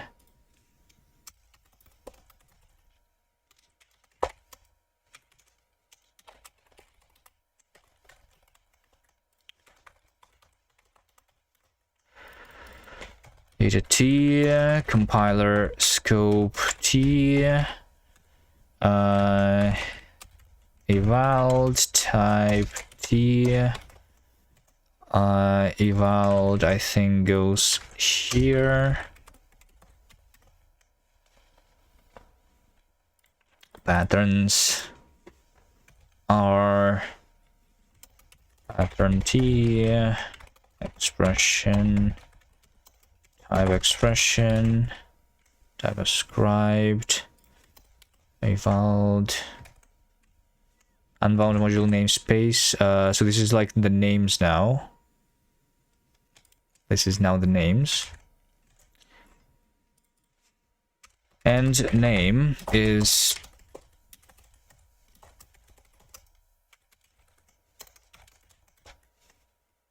okay, so we have name. Name is the inference of the name shape. So I need to have a name shape. And name var, inference var as is inference var make name shape.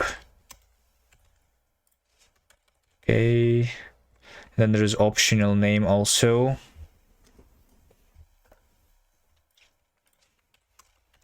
Optional name shape var inference var make optional name shape, and optional name shape. Dun, dun, dun, dun, dun. Okay, let's start with the name shape itself.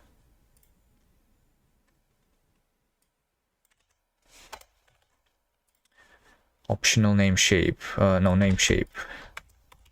Type T is this.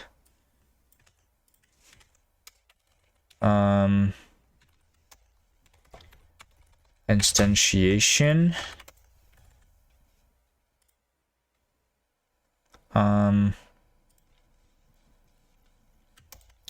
Part.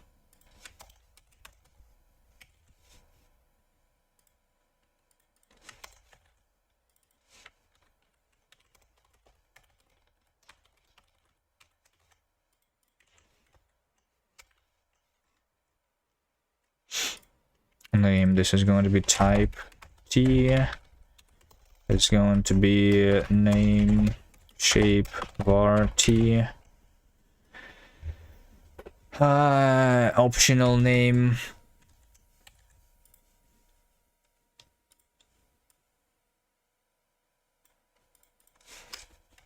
Optional name.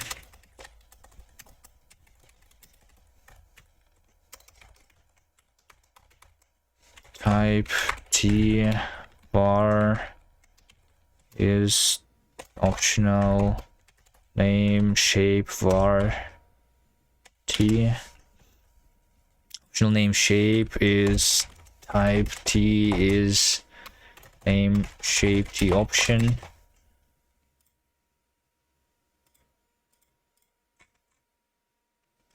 Because that must be inside of a signature. I mean, it must be in both places. Value T, value T. Okay. Name shape. This should be name shape. Okay. Interpreter state. This should be interpreter state. Value T, value T. Compiler. Scope T. There's also blocked values that I did not move yet. Blocked values are here.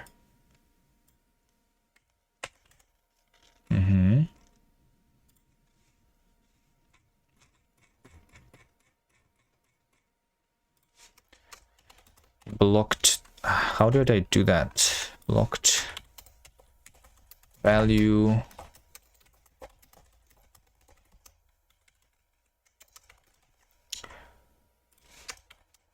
And blocked value shape.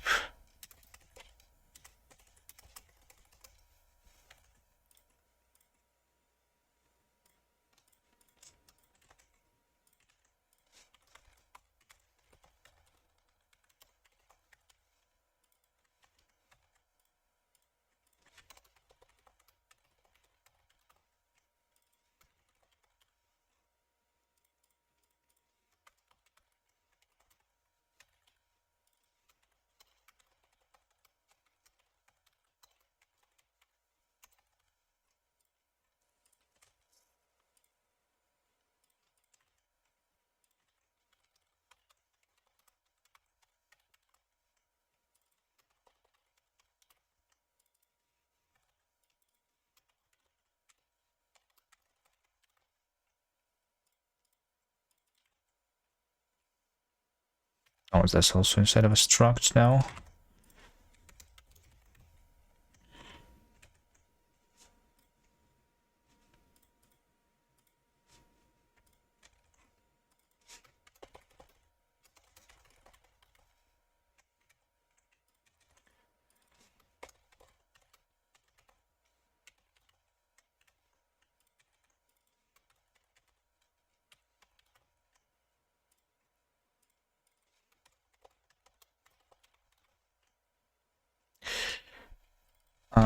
Name T.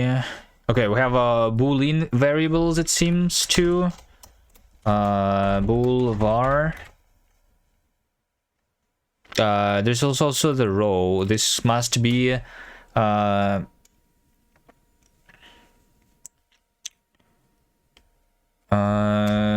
type variant row t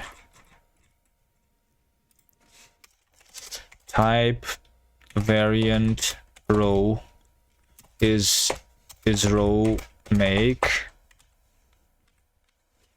So this must be like the variant data then.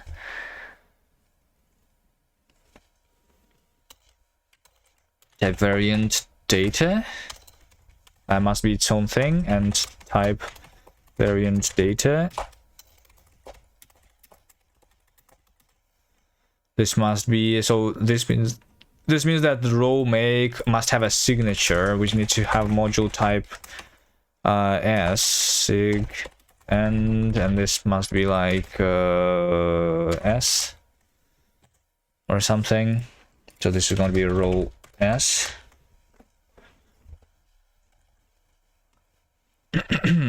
Type variant data. And what else? There was and bool var inference var as is inference var make bool.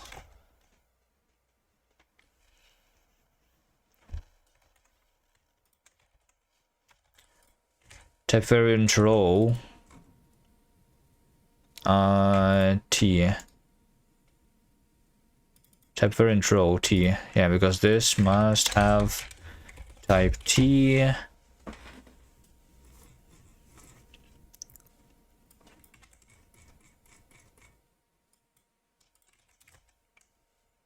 I cannot do var here though. That's, I mean, yeah, this can be abstract, I guess. Has to be. Locked value t. Type is var is type var t.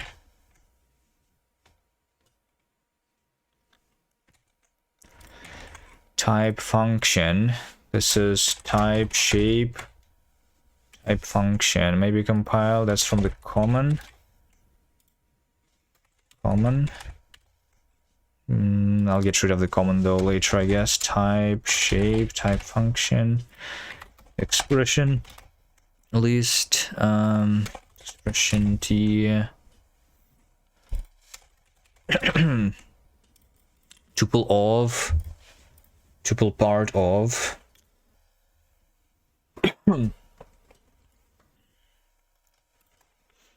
Seems like this specifically is kind of common.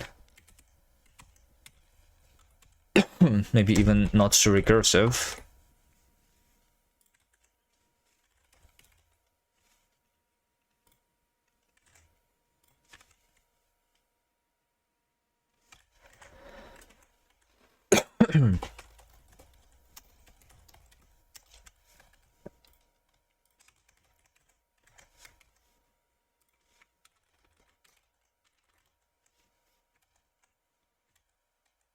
Unbound module common. Where?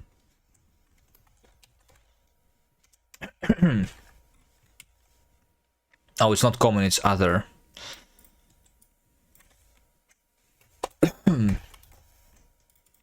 Let's call other unsorted.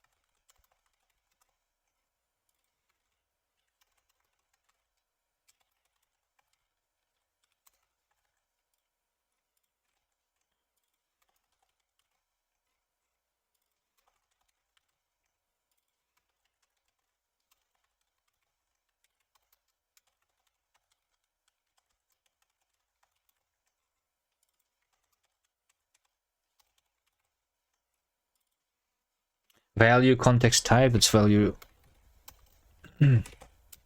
shape.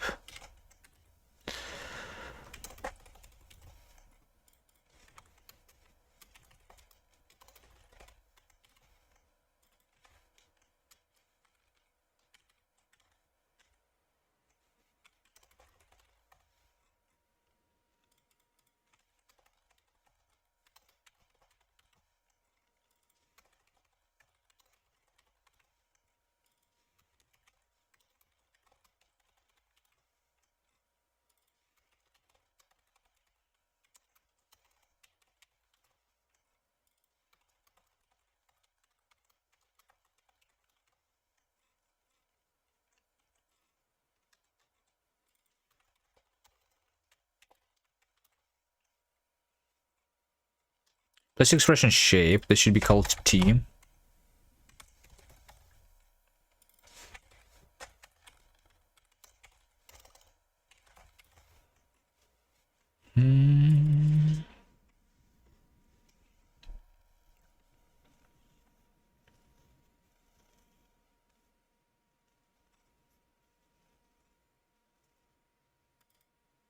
What is mutable?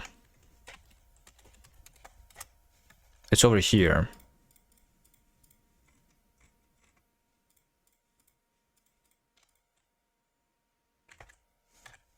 Let's move this to unsorted.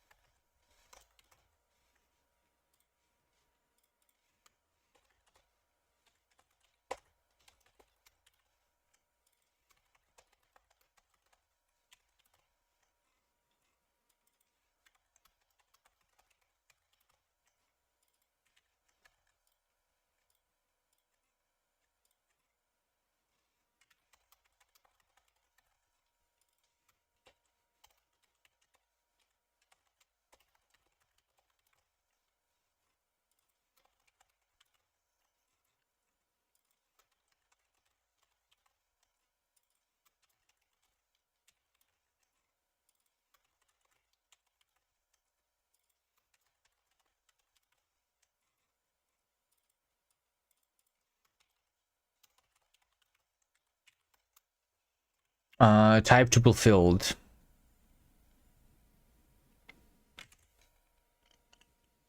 Why is it here even? I don't know. I'll not question that for now. Name shape. Okay. Play ace expression. Unbound module. Yeah, there's a couple things still that I did not move from here, right? There's just 100 more lines of code. We have compiled kind. Let's have compiled kinds moved. Here somewhere. Expression shape. Unsorted optional name and compiled. We'll have a kind and T here, I guess. Type T is T compiled kind. This is a signy expression. Place expression. Type expression. Pattern.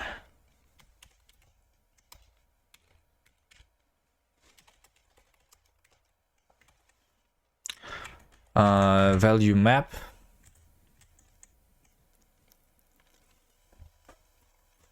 A value map is this thing.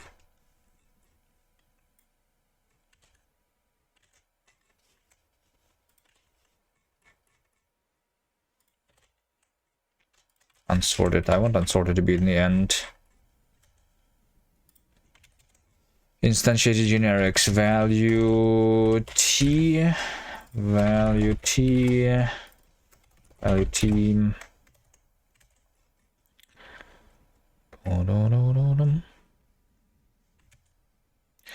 Another module, name shape var.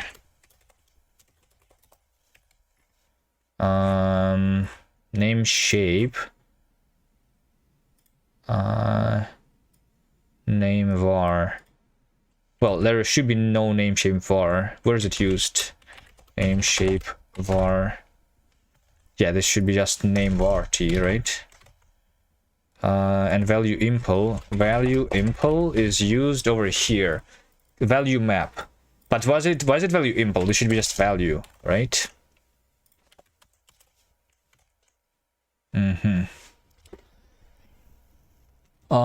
Type blocked. Okay, so now the signatures are actually checked, I think, right? And now we need to like copy paste. So this 700 lines of code, which needs to be like duplicated now, because I only filled the signatures and not the definitions. I also feel like this can be removed from the that's for the derivers. Yeah. So now in every like signature, we need to basically copy paste the signature into the definition, because this is recursive. Every signature into every definition.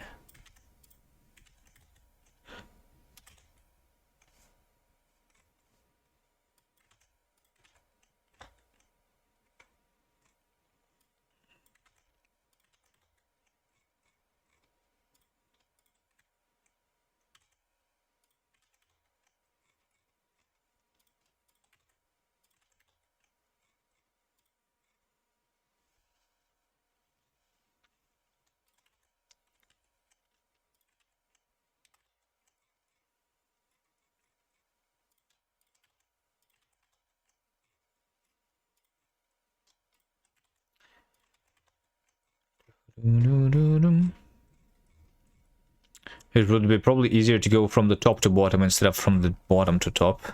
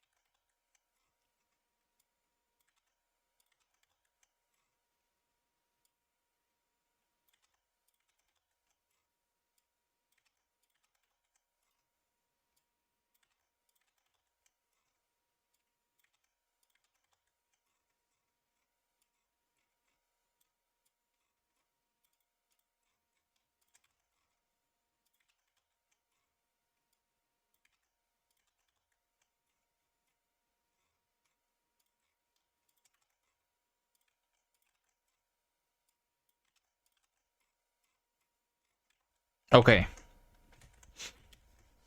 Just 1300 lines of code. It's not that big, right? Okay, and now we have like all of these other errors. Where now my things are not correct because if only this error message was better. Okay, it's not too bad, because over here we have the value shape. This is a module which, because I'm making the inference variable, this module must declare the things, right? The scope, equal, compare, and stuff. Yeah.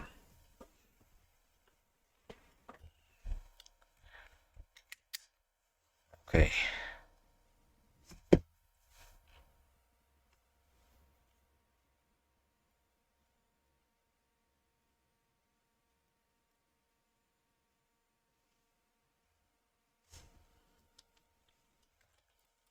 So value shape is a thing that must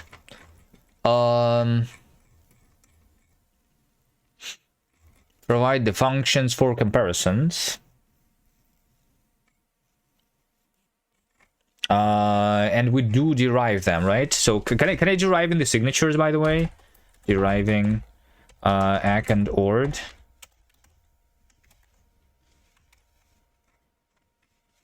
Okay. So we just, and we, okay, maybe okay, we do it one at a time thing. Now we need to be able to compare all of these things.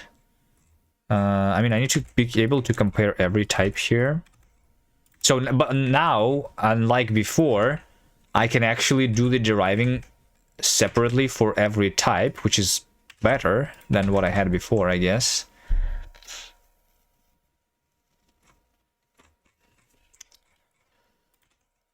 Tin, tin, tin, tin, tin, tin, tin, tin. Dun, dun, dun.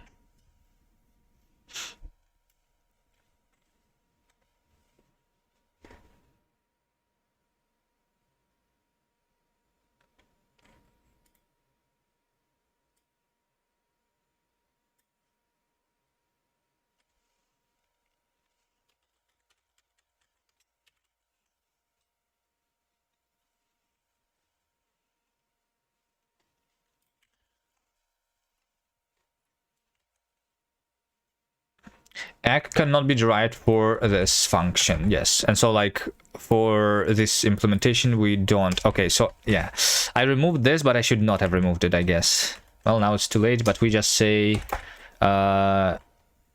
equal function true and compare function 0, right?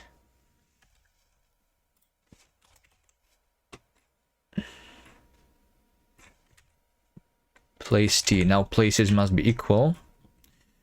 Place deriving ACK ORD here, here, and here, and here, and here, and here. Well, I mean, I should just have the derives everywhere, right? Everywhere. Type shape. Type shape is t, right? Opaque, this, that,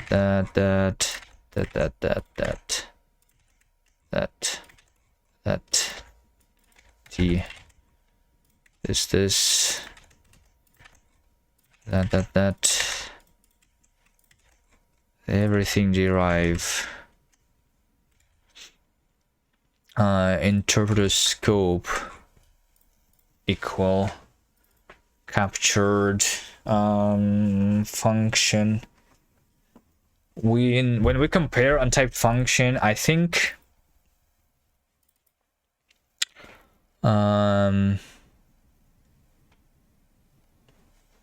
we just ignore all of these. We just compare the IDs here, right? Yeah. Compare equal function true. Can I have like equal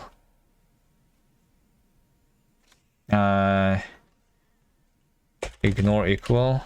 Whatever. Compare function 0.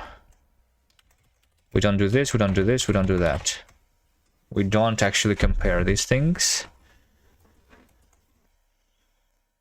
Name shape, this must be deriving ACK ORD here and here and here. And here and here. Blocked values and blocked value shapes.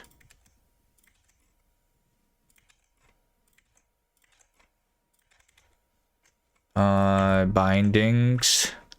The bindings being equal is just the ID. So I guess over here we derive, but over here we don't derive. Yeah, because comparing the bindings is a lot easier.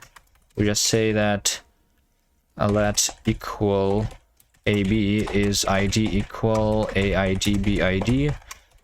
Compare AB is ID compare AID BID.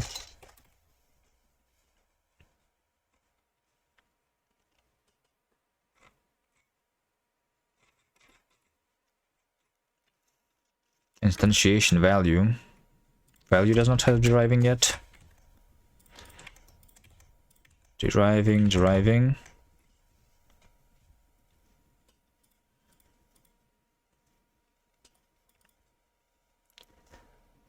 Boom, boom.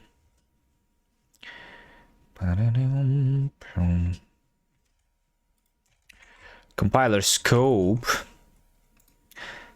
Value compiler scope. Compiler scope. Compare is also by ID. Let equal AB is ID equal AID BID. Compare AB is ID compare. Oh my god, what did I press? Something like I don't know what I press. Compare AID BID. Okay. So now we have this other module scope is required but not provided. How much code did I touch already? How much code did I touch already? Git diff stat. Not that much. I just deleted 1500 lines and inserted 1500 lines. Okay.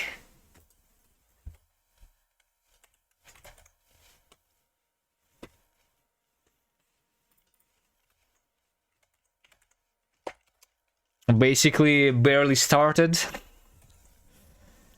We just rewrite the whole language from scratch basically. How much time do I have in total? Yeah, like touched 10% of code already.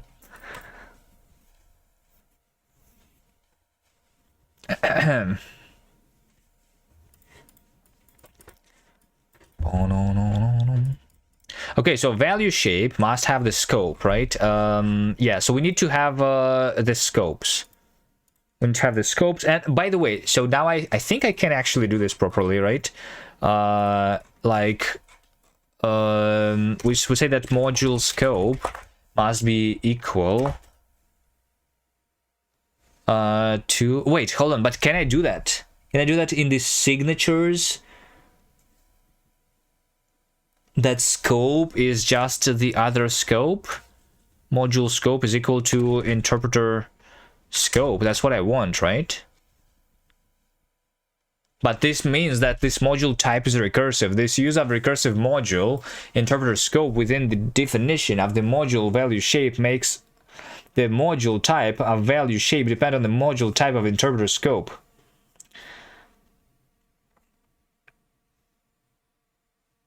I hate it. Like, how do I, like, so the only solution for this is to flatten the modules, which means even more copy pasta than I already have.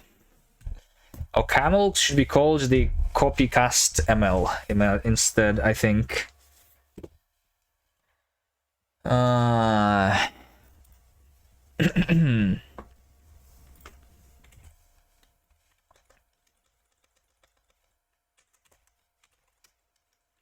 Why do I have to copy paste so much in OCaml?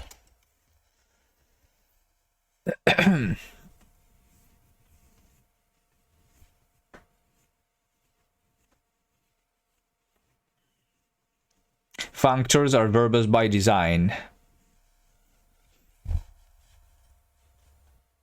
It's just by design. It's copy pasta by design.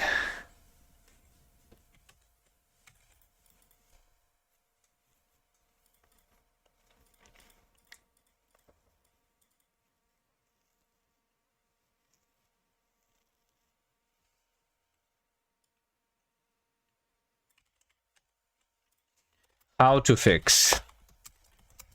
How is this usually fixed?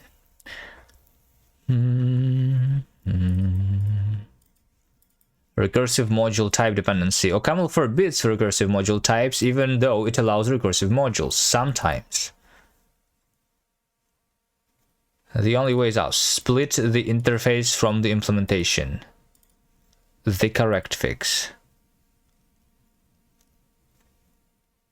Oh, right. We just yeah, okay. Okay, I see. I understand. So here's what we are going to do. We have this copy pasta, right? But we need to first provide the signatures. Okay, I understand. I think yeah, okay. All right. Yes. Would you? Yeah, that actually makes sense. Good. So we just say interpreter scope. So basically, we will have two things. Like over here, I'm creating the recursive modules. But first, we need to have a module type rec. Is that possible? Module type. I mean, this is already recursive by definition, I guess, right? And I can like do end foo is sig end. Wait, no, I cannot. How do you declare just the types that are recursive?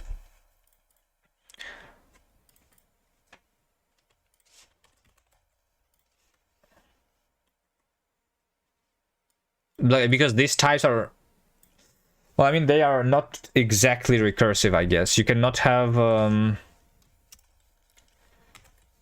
not possible.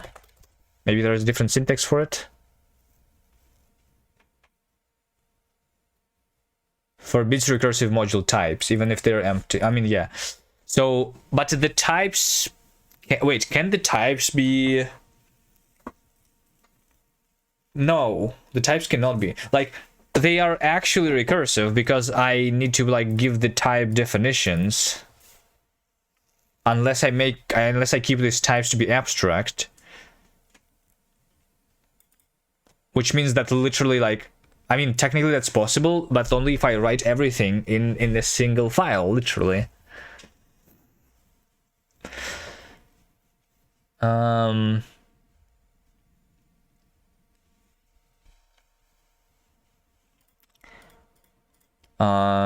So these signatures can actually be recursive. Wait, hold on.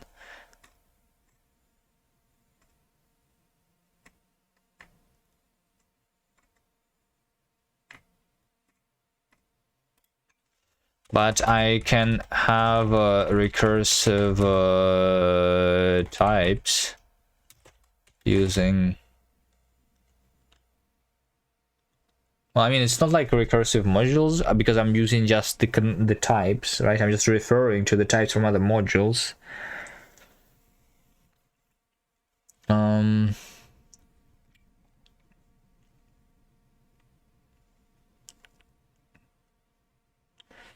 What to do instead? Just write them separately or merge them. If you thought they were recursive, they probably shouldn't be.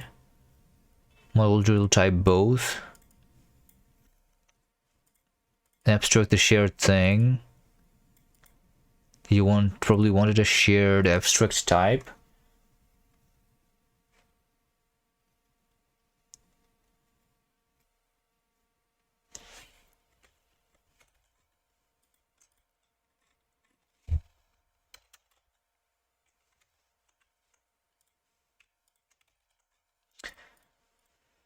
So I just need to provide the signature here. Okay, so interpreter scope, the signature of it is actually like provided.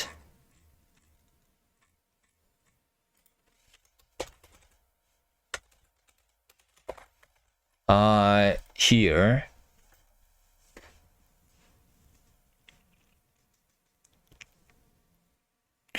But I'm just going to inline it there, and if I inline it there, then it's going to be fine, right? So I just copy paste this thing here. Correct? And then it works? Well, I mean, in this specific case, though, I don't need to give it the details, and I can keep this abstract for sure. And I don't need to, like, do that. I only need to do this. And I mean, the scope here must technically just be the signature, which is, I guess, inference scope. Well, we have the signature there. That's what the signature that's needed. Okay. Yeah, maybe that's the solution.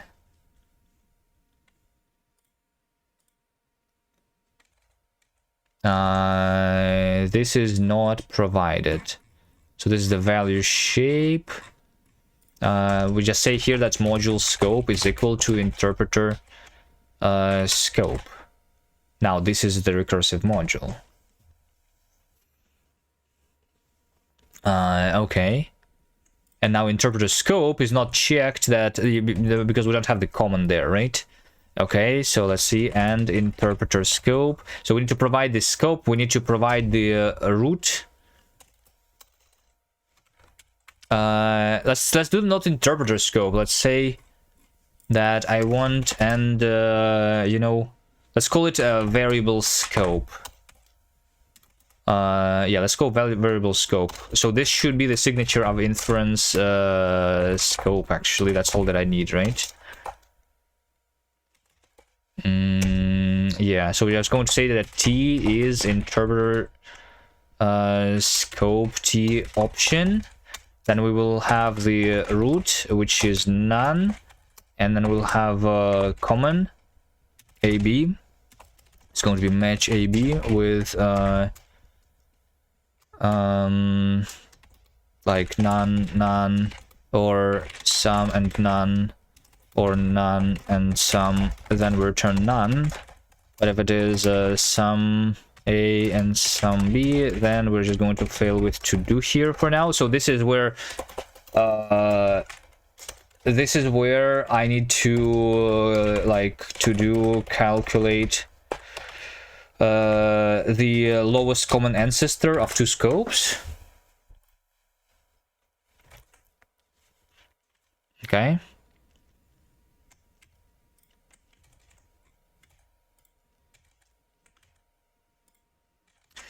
And the error message is not pointing me in the correct place, but I know where it is.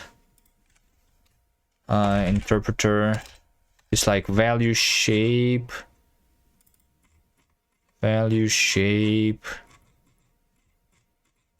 scope. Yeah, so this is not interpreter scope, it's going to be var scope.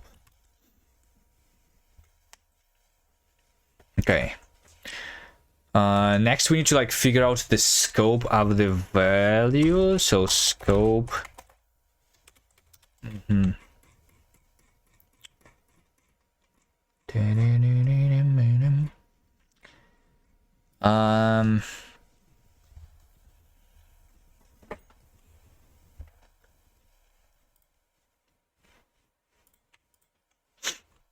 I like not copy paste? I don't think I can not copy paste.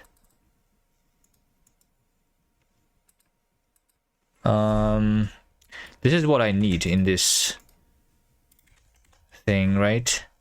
This is inference unite.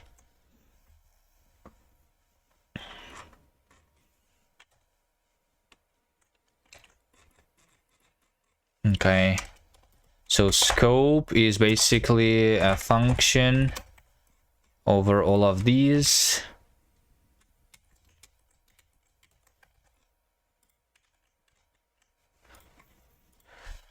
Boolean int 64 this char string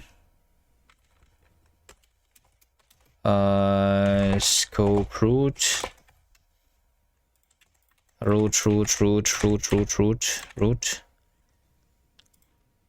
type this is going to be type scope type value reference value reference. And I love the fact that the LSP does not work. It's just so good.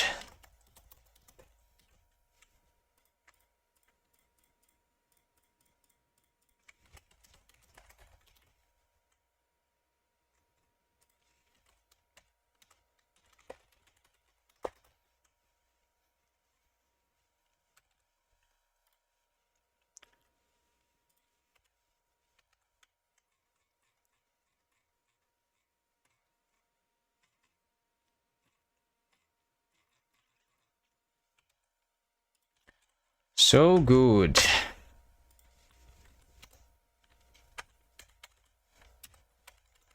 No type definition found.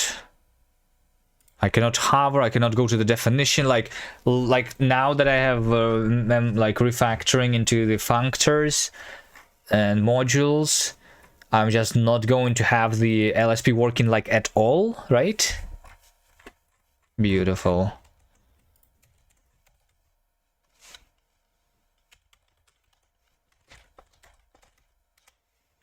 Mode place.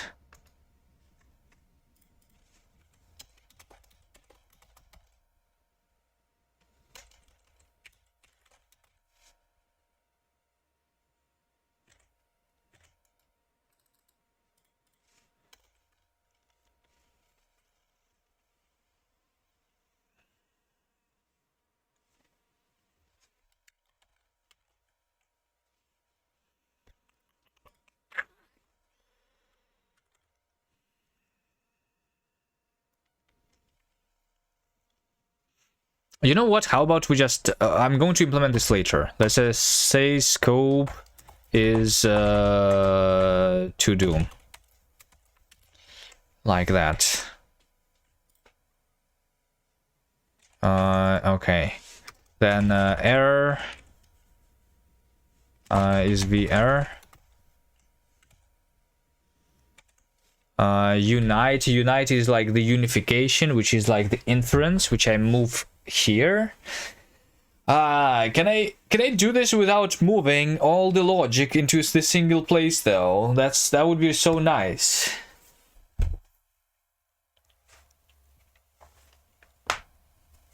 That would be so nice.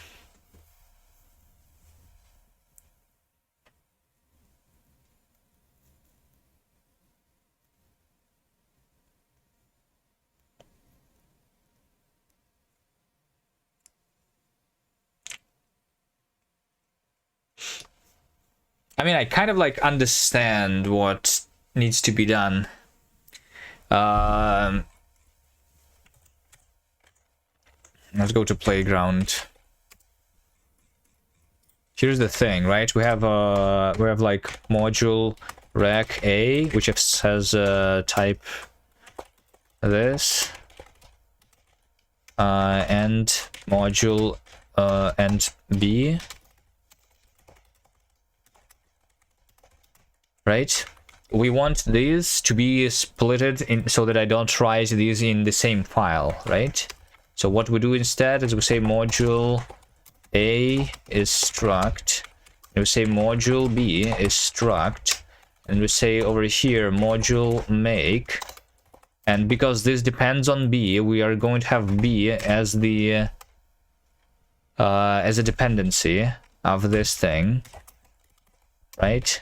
So B is my B, like what is the dependency, right? Module type B is something something, and then this is going to be similar, but we instead say that we have module A like this, and then finally we say module rec, and this should like return the signature, right? So module type as sig end here and here, this returns as, so we say module rec A, which is, well, let's say module like non-recursive, like this, just to put it into some namespace here. So we will end up with having A, which is like non-rec A s is non-rec A make B, and B is non-rec B as is non-rec B make A, right? So there you go. So this over here can live in its own file, this over here can live in its own file, and then we just initialize the recursive modules once by doing this, by injecting the dependencies later, instead of doing it immediately, right?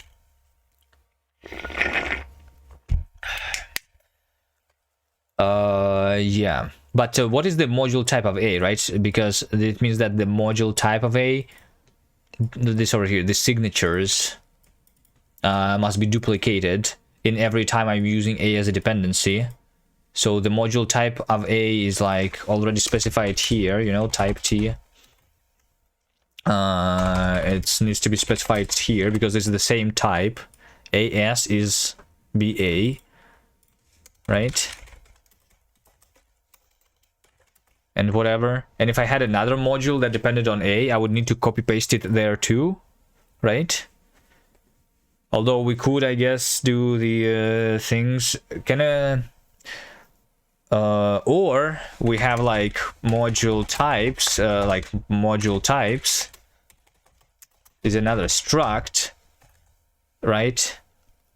So that over here module type S is going to be module types.a, right? And this module type, when I have it as dependency, we just use module types A. So we need to specify the types of the modules here separately. Module type A is sigend, and module type B is sigend. So module type B, we don't have that, we just have the S, and instead of B we say module types B, right? So that's how we do it. First we declare the types of the modules that we need to define, then we declare the modules themselves. This over here cannot be recursive anyway, so we need to like order them properly. And then over here we actually do the recursion. So we have 3 steps instead of just writing code normally.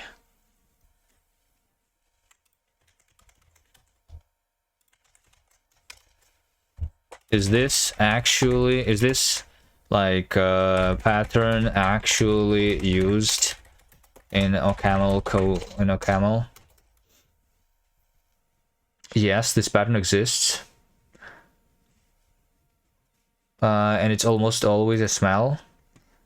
What this pattern actually is, you've built two-phase indirection hack. Module types are declared non-recursively. Functors consumes those non-recursive module types. Recursive module happen only at value implementation level. The recursive is structural and not typed. This is exactly how you smuggle recursion past OCaml's ban on recursive module types. So yes, we accept it because module types are cyclic and module rex is recursive. The functors are parameterized over opaque interfaces. It is used rarely. You will see this pattern in exactly 3 places. The OCaml compiler itself. So, okay, so the OCaml compiler uses this cursed thing. Typed AST environment typing rules, and they both depend on each other, right?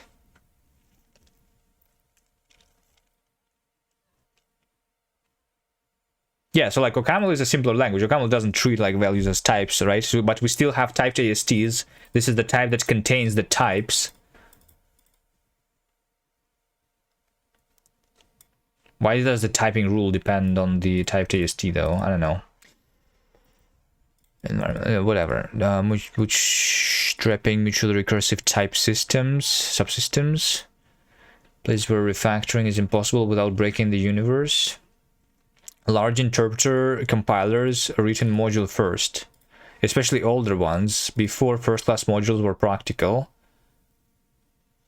Oh, we have the first-class modules. Are you saying that I should do the first-class module now, or whatever? Records plus recursive types were embraced. While almost nobody uses this in normal code because tooling suffers. OCaml LSP loses its mind. Well, I mean, yes, but it's like already really bad, so it doesn't really change anything. Error messages become unhinged. Okay, yes. Typed AST might mean a GADT where your AST's type is known for each variant.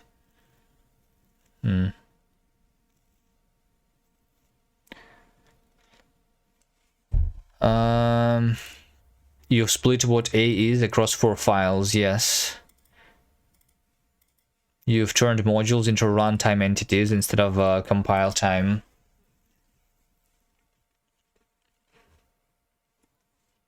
You'll regret it in 6 months. Well, I regret using a camel in general, I guess.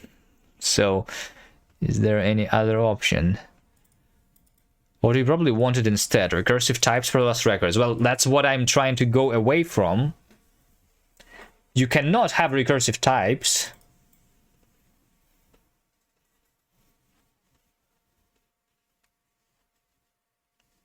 If your type needs to contain the functor, it's literally impossible then.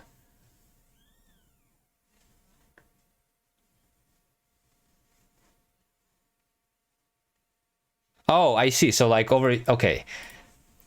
Let's look at this example actually. So this example maybe is good enough. So we have a value, int value, and then we have the scope. We have a lookup, string into value. Instead of saying that lookup is map make value t map make. Well, I mean, I guess I don't know. Let's say that we have like value map, right? So right now I have the map, which is map make value, right? That's what I use right now. So instead of storing the map directly, we just give it the function and then we implement this function using the map later. So we are lying basically. We don't have a function. We have a map.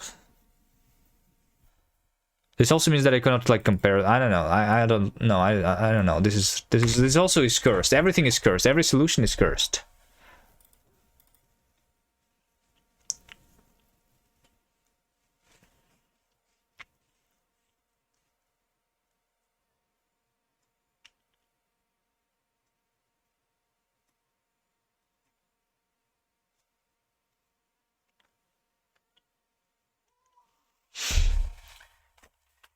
Every solution is cursed. Okay. Let's just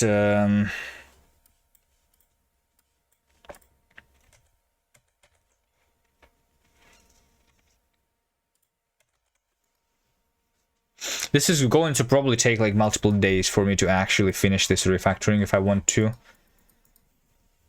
So yeah.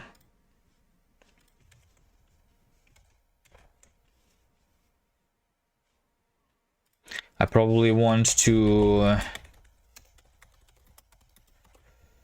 functorial. Let's create a branch functorial which is never going to like work until I finish this refactoring, and then let's just say in progress. And I'm just going to continue some other time because I want to be done for today.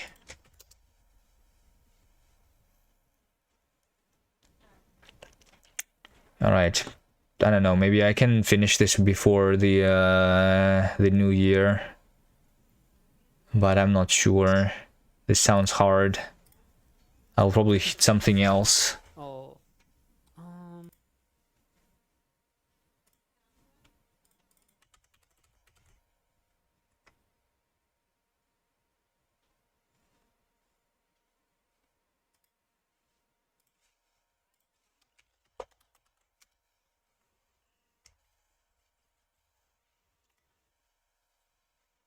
So yeah, I'm just going to be done here. See you guys next time. Thank you for watching. Bye.